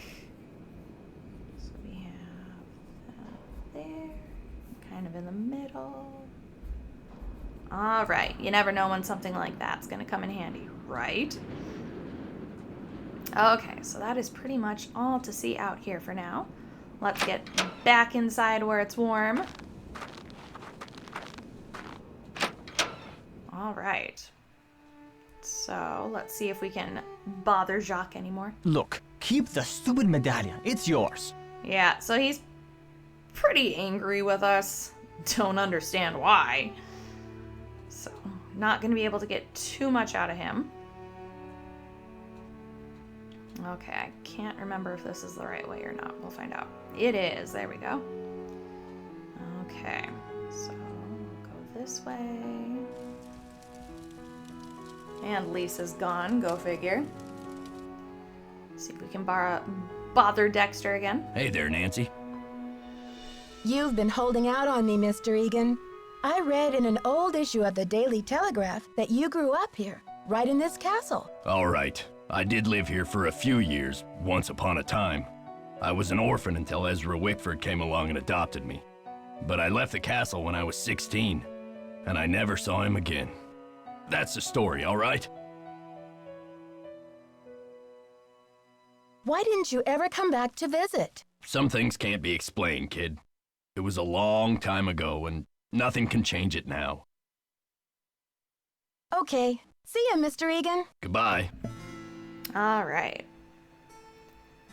So I think now what we're going to do, we're going to go ahead a little bit and meet Professor Hotchkiss and do a little bit more exploring with everybody, for the most part, out of the way.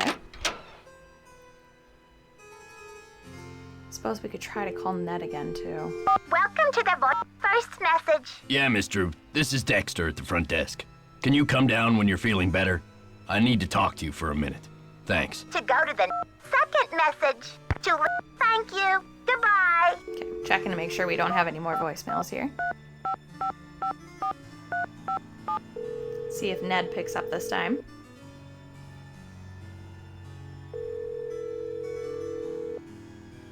Hello? Ned, it's me. Well, you're a sound for sore ears. Bess called me and told me your vacation is rapidly turning into another mystery. So what's the latest? I think whatever's going on around here must have something to do with the castle's history and the tower that Ezra Wickford imported from France. What do you mean? It's just a hunch. I'll know more once I find my way into the tower. What's going on with you? Ah, the usual. Just buried in books over here. Put on your thinking cap. I need a hint. Hold on. Thinking cap on. Stand by for a hint. Gee, Nancy, I wish I could help, but I don't know what to do. Very helpful, Ned. Thank you for that. Bye, Ned. Bye. I do think it's adorable when he puts his little thinking cap on, though. He's charming. All right, so let's go ahead to... We're actually, I think, going to go 1 o'clock instead. Yeah, that should be fine.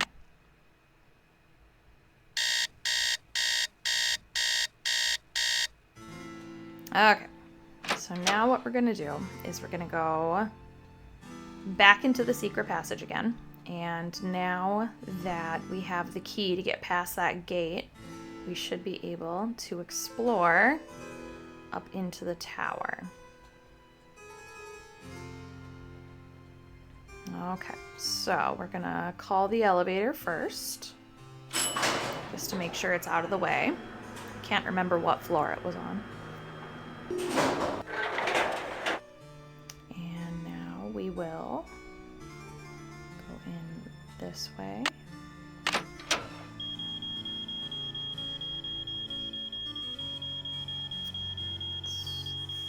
3 stars, 7, 2. All right, and through the vent we go.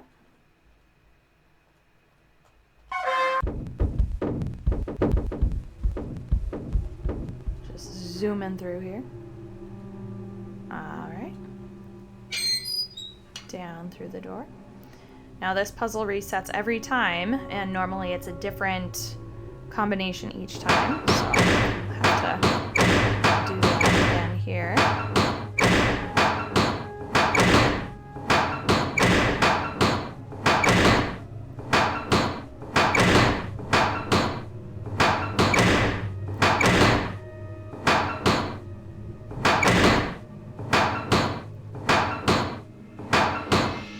Oh, I already did that. Shoot. There we go. Okay. So now that we have the key, we can get past the gate. Okay, so here we're supposed to see these different heights and emulate them over here with these.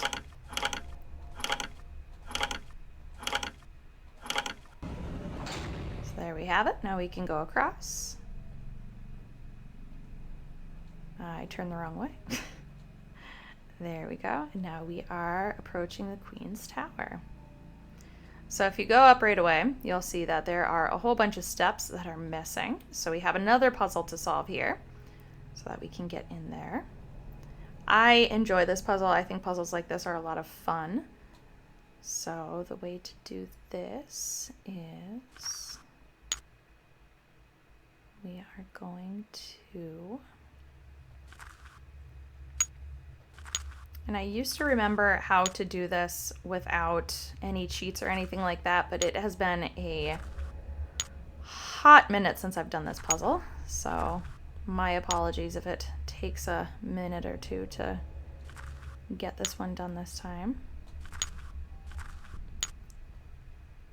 Oh my gosh, this is dreadful. Okay, that way. There we go.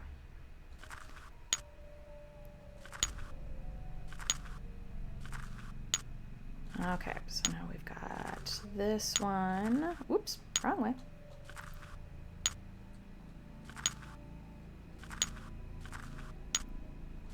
Okay, so now we have this one in. And now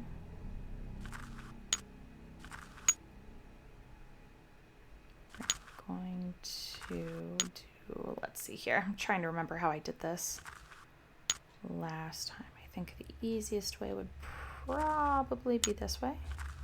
So now we'll go up and around like that. There we go, we've got it. Up. And drop both of them down. And we're in.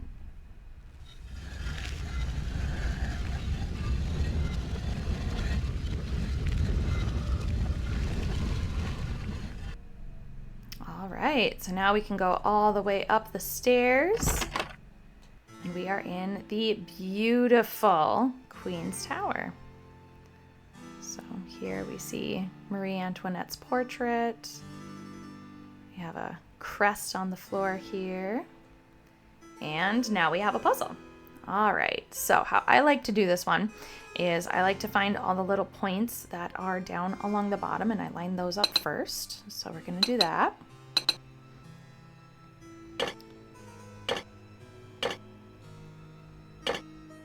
There we go. So get the corners in. Where this one goes. There we go. And give this a turn. All right, so now we have that corner done. So now that we have this part completed here, we can see that the sides are thinner, which means that this piece, there we go, is going to go here, and this piece is going to go here. Give that a turn. Let's see here, this will go along the top, as will this.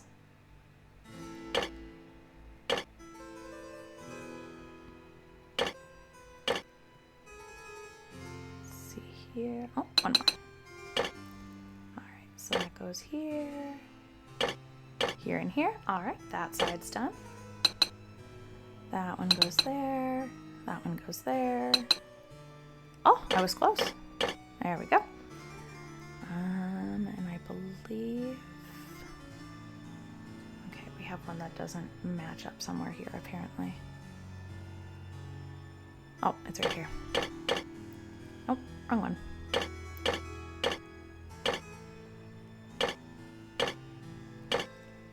There we go. And here we have the journal. And that lovely discovery music again.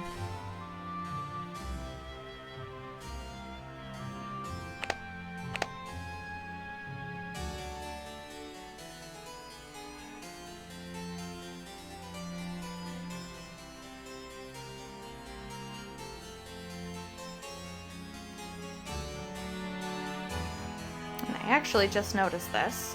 There are lanterns along the side. That would have been a really cool touch to have some kind of light coming out of those. Obviously not real flames because, you know, that would be a fire hazard. But that could have been some pretty neat atmospheric lighting over there. All right, so now that we have the journal, there we go. We can go and talk to Hotchkiss about all sorts of stuff, but I think we actually, yep, I gave myself a little too much time. This is only 2:30 and Hotchkiss is out at 3. So I think what we're going to do is we will set the clock forward just a hair and go down and meet Hotchkiss. Because otherwise we're gonna have to burn about 30 minutes in game time, and that may take a while. So we'll do that. And now we'll go meet Hotchkiss. I went the wrong way. There we are.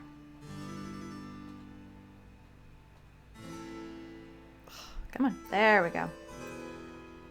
This is one of the older games, so the navigation at points is still a little bit clunky. And here we have her, Hotchkiss. Professor Beatrice Gertrude Winifred Hotchkiss. She's my absolute favorite character in this game. I absolutely love visiting with her. Nancy, dear, welcome to the witching hour. Isn't it marvelous to be up and about when others are sound asleep? I find my brainwaves are at their most powerful during this time. Yes, I happen to do some of my best work in the middle of the night, too. So, tell me, Professor, what is this theory you're working on? Well, you probably know by now that I'm a scholar of French history. My specialty is Marie Antoinette. Oh, poor Marie. the most misunderstood queen of the 18th century. Marie used to visit the very tower that now belongs to this castle. I'm convinced that this place holds evidence that will forever change the way the world views Marie.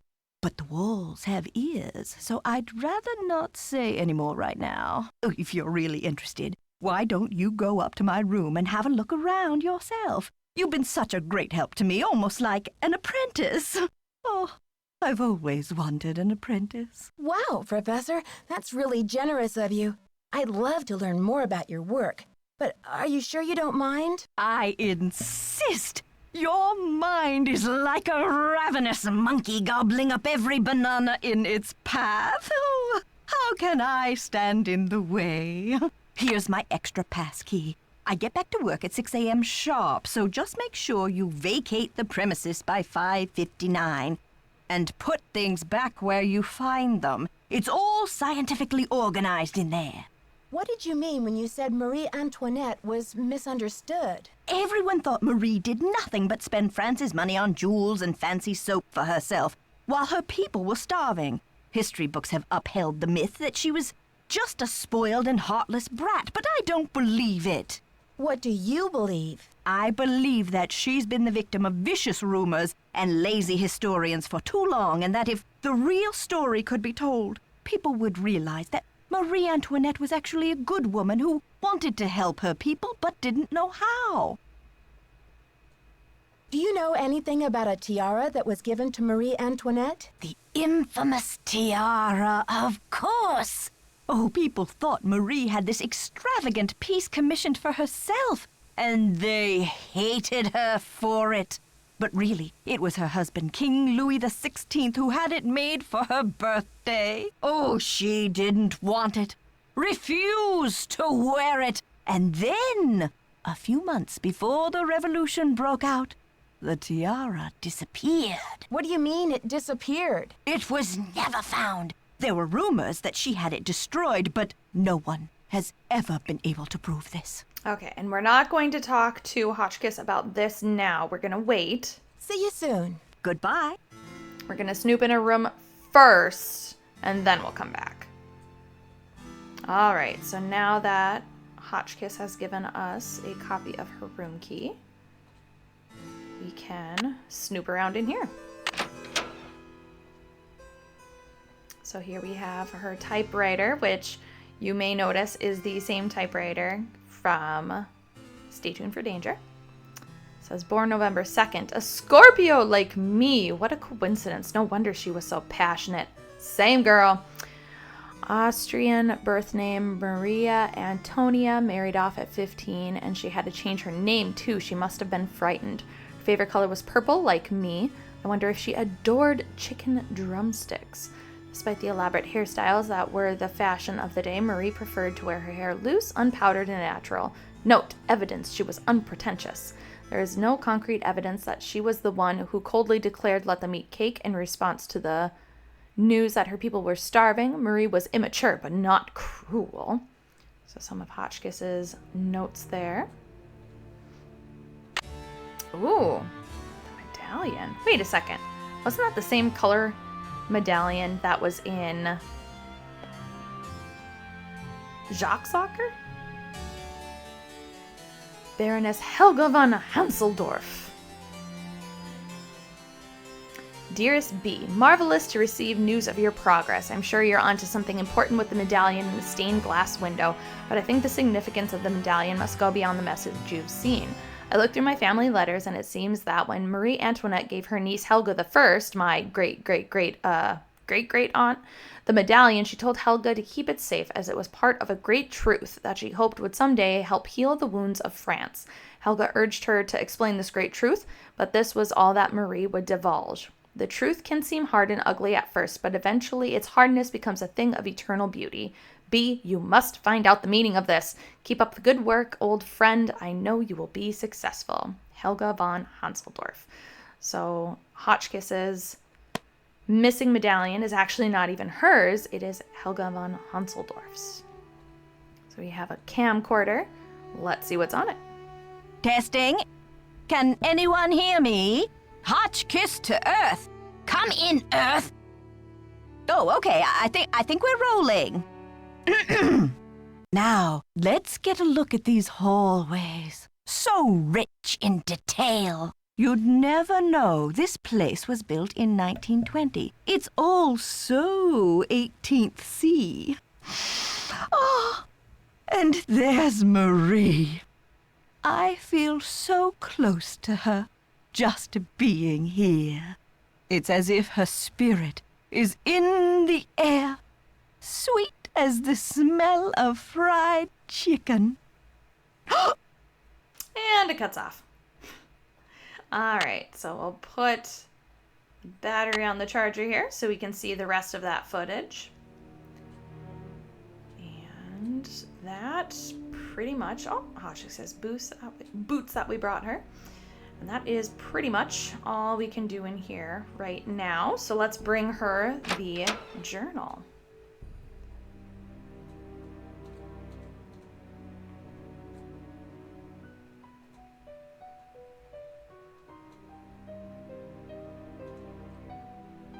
Hello, my fellow night owl. Or perhaps I should say hoot hoot. Ooh. Did you find anything of interest in my room? I did pop in there, though interesting doesn't begin to describe the place. Would you mind if I went back another time? Of course not. Pop in all you like, just not when I'm working. I saw a letter on your desk from your friend, the Baroness von Hunseldorf. And I'm just wondering, did the medallion she gave you have a blue stone in it by any chance? Heavens, no! Where did you hear such a thing? My medallion had a green stone in it. Anything else would be a mere imposter. A flaming faker, do you hear me? What do you think of Lisa Ostrom? That Leslie, yes, a real dynamo, but... I told Chester that I would not require any maid service during my stay. I don't know why she didn't get the message. Interesting. Why would Hotchkiss think Lisa is the maid? I found something that I think you'll be very interested in. It seems to be some kind of journal. I think it was written by Marie Antoinette herself. What? Let me see that. This is it.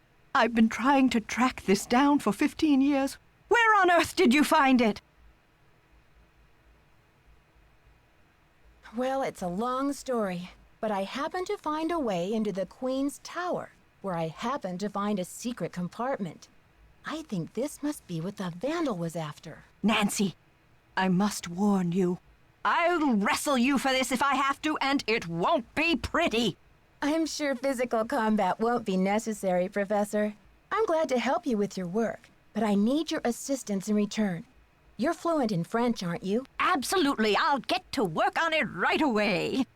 I'll have the translation ready in my room for you this time tomorrow. Until then, I mustn't be disturbed.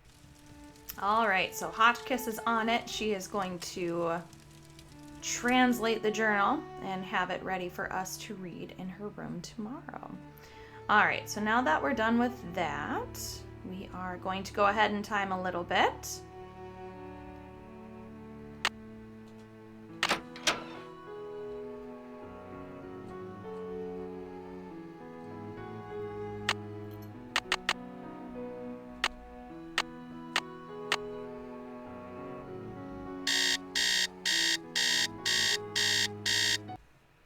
There we are. Okay.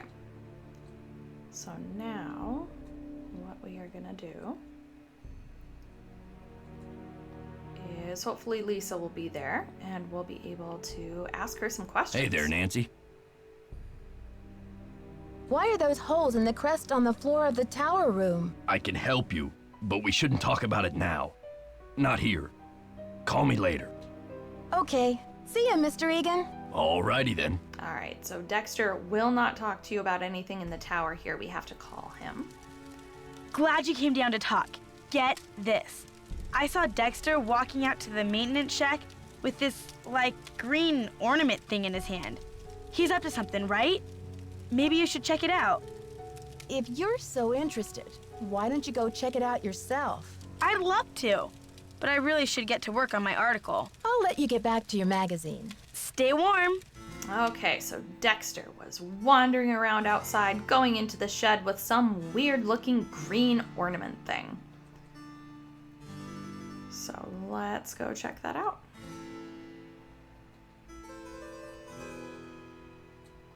And Jacques is not there. He's probably off pouting somewhere.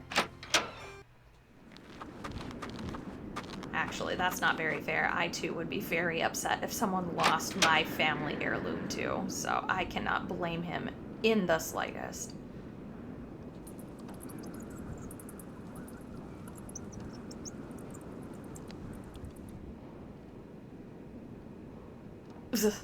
And once the rat's out of the way, we can grab our last medallion.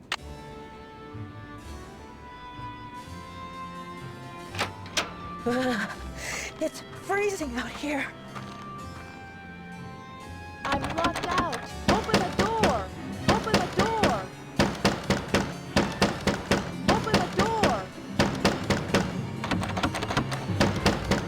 You know, I don't think anybody's coming. If I don't get inside soon, I'll freeze to death. Alright, so now what we're going to do is we're going to use the instructions we found earlier to get the ski lift operational. So 1, 2, 3. Okay, so this one is supposed to be in the middle. This one's on top. This one's the bottom. There we go.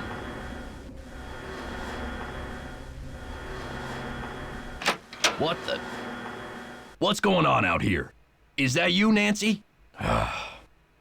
Come inside. It's freezing out here. What kind of a stunt was that, Missy? I was freezing. That stunt was my version of an SOS. Well then, what can I say except good thinking?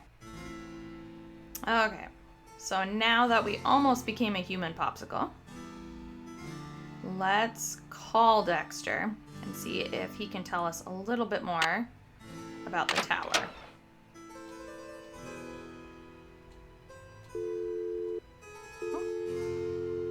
Welcome to the voicemail system. First message. Yeah, Miss Drew. This is Dexter at the front desk. Can you come down when you're feeling better? I need to talk to you for a minute. Thanks. To go. Second message. Nancy, this is your mentor speaking. Things are looking uncommonly out of sorts in here. I just hope I haven't had another intruder. Please remember that passkey I gave you is not for sharing. To leave the system. Thank you. Goodbye. Alright, so things are out of sorts in Hotchkiss's room.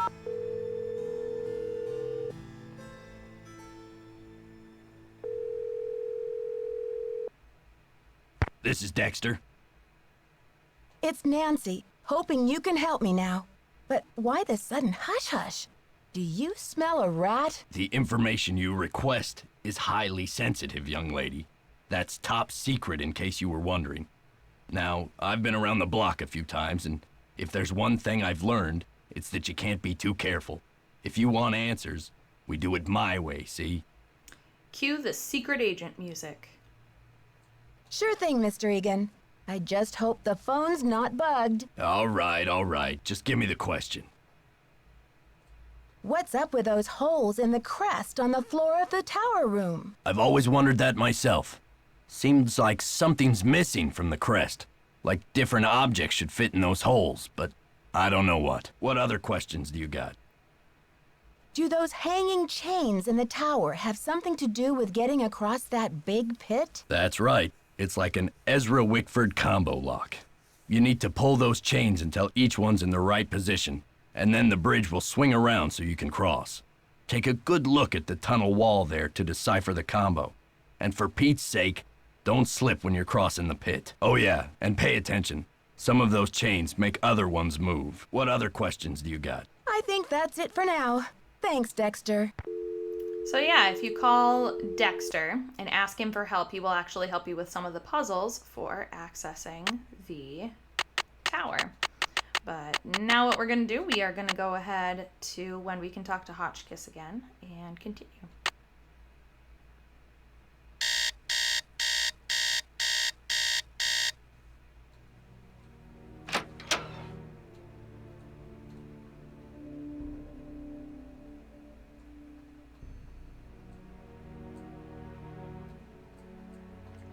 actually going to go to her room first. Oop, too far.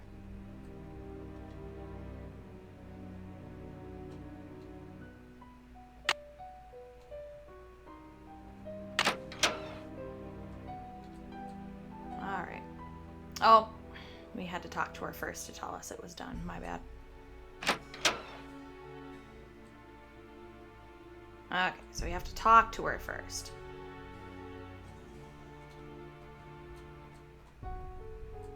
I'm so glad you stopped by. I've translated the entire journal. It's fabulous. And as an added bonus, it includes Marie's official decoder, something no one else has ever found before. See you soon. Righto. Soon you see.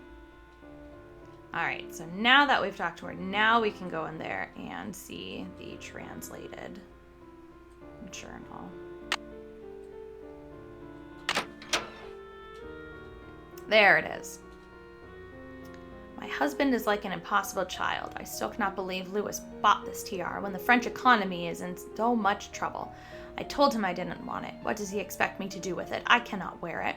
The people hate me already.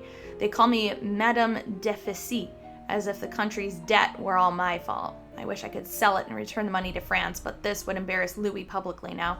If he and I appear divided, the mob will erupt. They'll overthrow the monarchy in no time, and we will find ourselves kneeling at the guillotine. I have thought of a plan. I will have the tiara dismantled. There is an old jeweler, Claude M., in a village near Rochemont, who will do it for me. I trust him with my life. Once the stones are removed, Claude will make the ruby, the emerald, and the sapphire into ornamental medallions. These I will scatter across the continent. The diamond is worth untold millions and must be returned to the French people.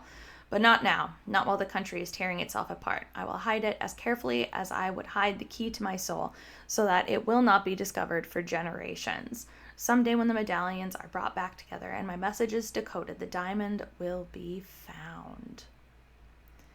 But it will take an extraordinary person, and I don't believe it will happen until the wounds of this revolution have healed and history has wrought a new, more rational French order of some kind. Finally, when the people's wealth is returned to them, this diamond of misery will be restored to its magnificent beauty. Tomorrow I will have my portrait painted by the great Marcel Bonnet. I have announced that I will not wear the tiara. Louis is furious. He does not even know that the wretched crown no longer exists. I have sent the emerald medallion to Vienna to my dear cousin, the Baroness Helga von Hanselsdorf, as a token of my affection. The ruby and sapphire remain in my secret compartment where I keep this journal, but soon I will decide where to send them. My own court speaks viciously of me, and I feel terribly alone. I only hope that someday, years from now, my actions will be better understood. If you are reading this, know that my honor shall be blue, our courage shall be red, and your loyalty shall be green. I wish you well, weary traveler. So honor is blue, loyalty is green, and courage is red. And it's bolded, so there must be something important about that. It looks like some sort of decoder. Each of these symbols stands for a certain word. Over here we have the Queen's decoder. So let's see here. Loyalty. Just marking some of these down here.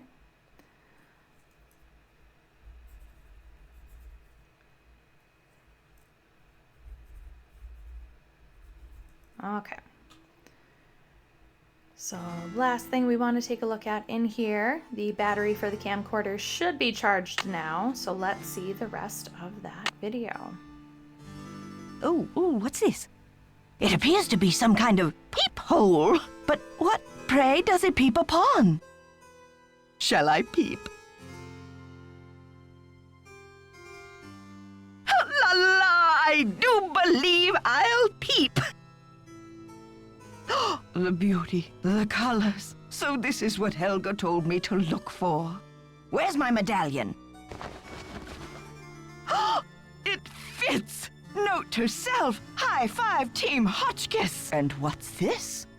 A message? Eureka! It says the diamond. The diamond something. Okay.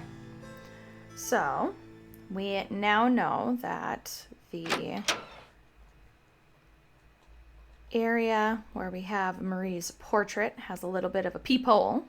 So let's go take a look. So we look through and we can see Le diamant de ma misère dans mon journal. And then a couple of symbols there.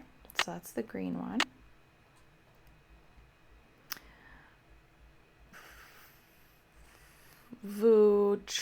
I'm not even going to try to say that. Solution des dons. And a couple more symbols.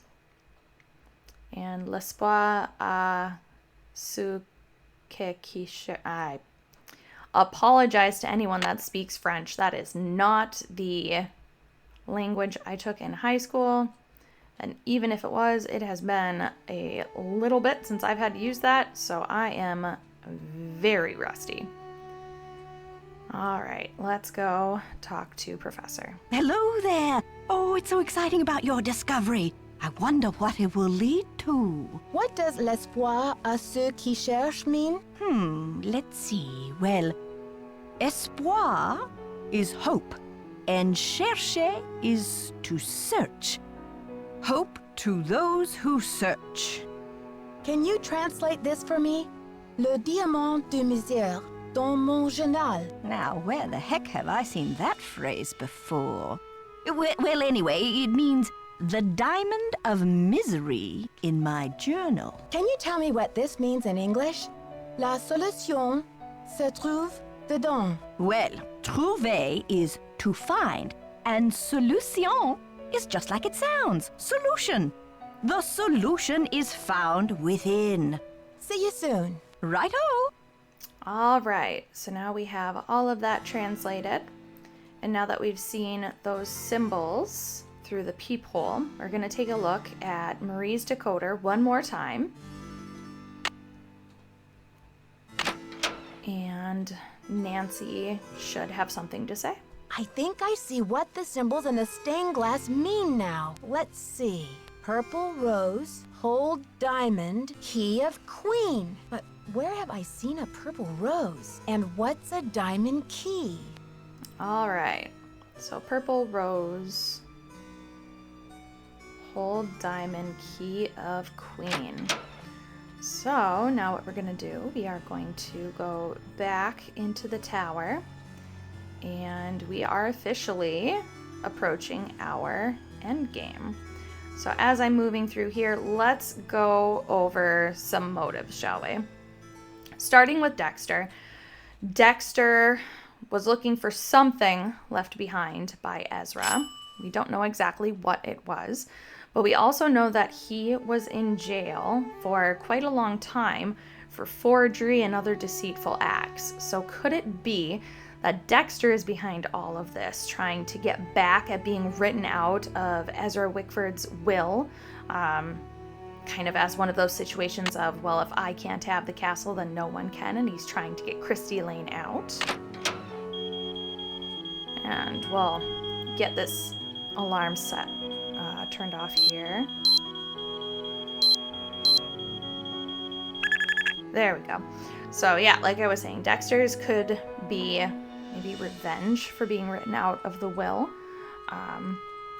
Next we have Hotchkiss, who we know is a French history scholar. Could it be that she's behind everything because she is trying to follow the clues left behind to find what Marie Antoinette has had hidden all these years?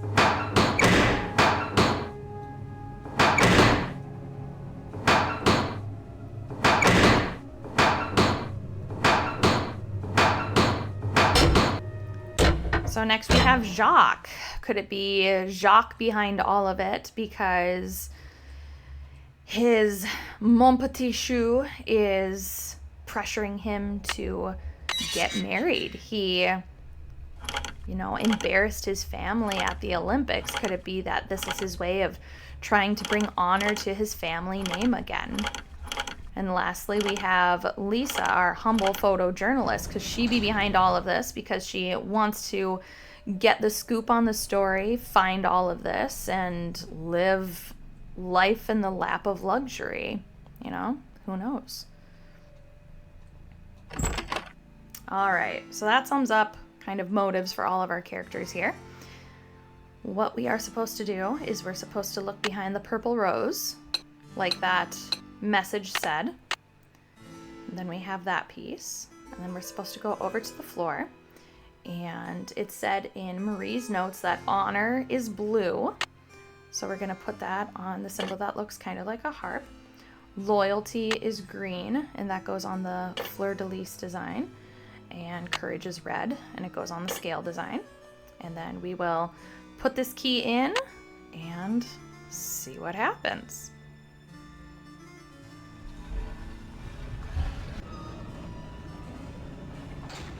The diamond! Whoa! Will you look at that sparkly rock?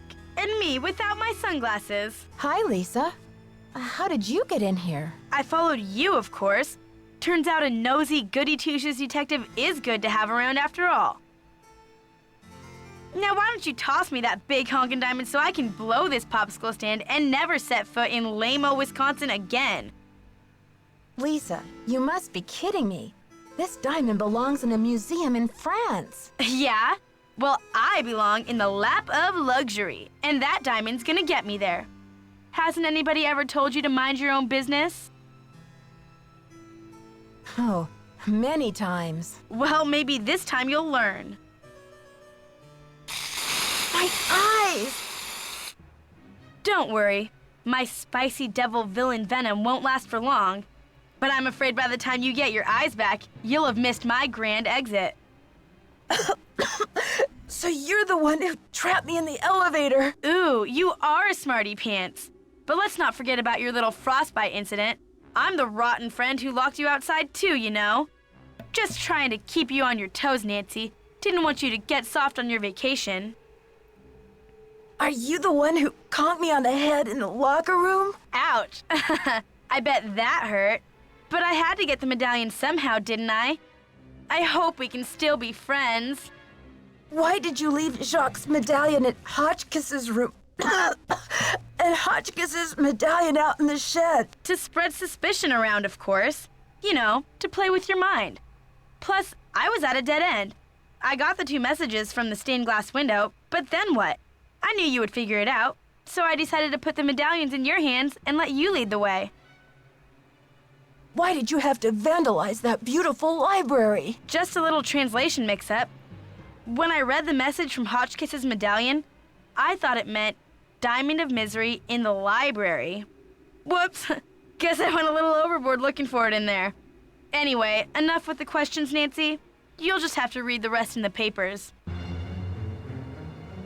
I've got to stop her. All right, off she goes, but not so fast. Help! Get me out of here! It stinks down here. It's all moldy. Darn you, Nancy Drew. You're the worst friend a diamond thief could ever have. Dear Dad, to think I almost became friends with a diamond thief. Everyone at Wickford Castle is resting easier now that Marie Antoinette's journal and her famous diamond are safe and sound. The journal, the diamond, and the medallions are all going to be featured in a new Marie Antoinette exhibit in Paris, and it looks like everyone will be rewarded. Except Lisa, of course. First, she missed her plane to Rio, and now she's going to be charged with attempted grand theft. Professor Hotchkiss is thrilled because the French government has granted her permission to publish Marie's journal in the U.S. before it gets returned to France. This ought to help prove her theory about Marie's character once and for all. Thanks to Jacques and his great-grandfather's efforts to find the journal, the Brunet name is being celebrated all over France. In the meantime, Jacques and Isabel have eloped. It's so romantic. I showed Dexter the poem that Ezra Wickford wrote him, and he was relieved to know that his old pop didn't carry any hard feelings to his grave. All the talk shows want Dexter to tell his story on national television, but he keeps turning them down. I guess he doesn't want to be famous or infamous. But when Christy Lane called and asked Dexter to be her business partner, he accepted. With her business sense and Dexter's expert knowledge of the castle, I think they'll make a great team. So, you know what they say, Dad. Il n'est jamais trop tard de changer l'histoire. It's never too late to change history. Me, I'm determined to go out and enjoy this snow before some other case comes up. See you soon. Love, Nancy. So there we have it. Another case closed. Like I said at the beginning of this video, I love this game so much. This game holds a lot of nostalgia and sentimentality for me. When I was a kid, this is one of the games that myself and my mom and my sister would all sit around the computer and we would play it together. So playing this brings back a lot of those memories, and I'm very fond of it. But yeah, that's the game. I like that everyone got a nice conclusion to their story. Everything was wrapped up really nicely. Lisa, with her spicy devil villain venom, is locked up and arrested. Jacques gets married and elopes, and Dexter gets his happy ending by getting to become co-owner, and Hotchkiss writes a book. So everybody gets their happy ending. Well, almost everybody. Lisa doesn't deserve a happy ending. But there we have it. I want to thank everybody so much for watching. And I also have to give two people a shout out that I'm a little embarrassed that I haven't given them a shout out yet, because they are so amazing and so awesome, and they deserve all of the props in the world. I have to say a huge thank you to Runel and Iggy.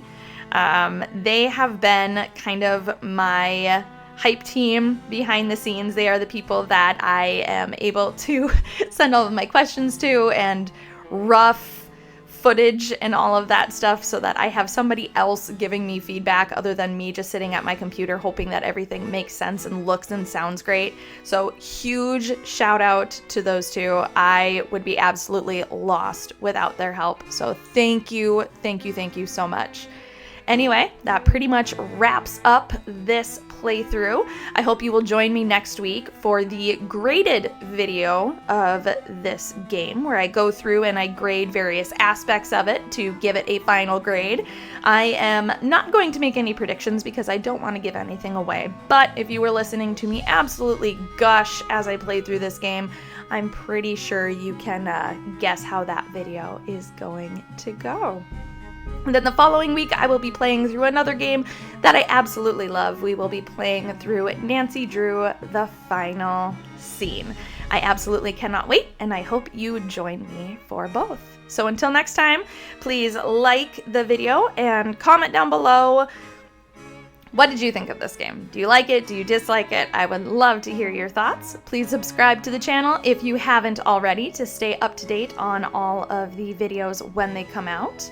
And that about wraps it up. Thank you once again so much for watching, and until next time, stay sleuthy.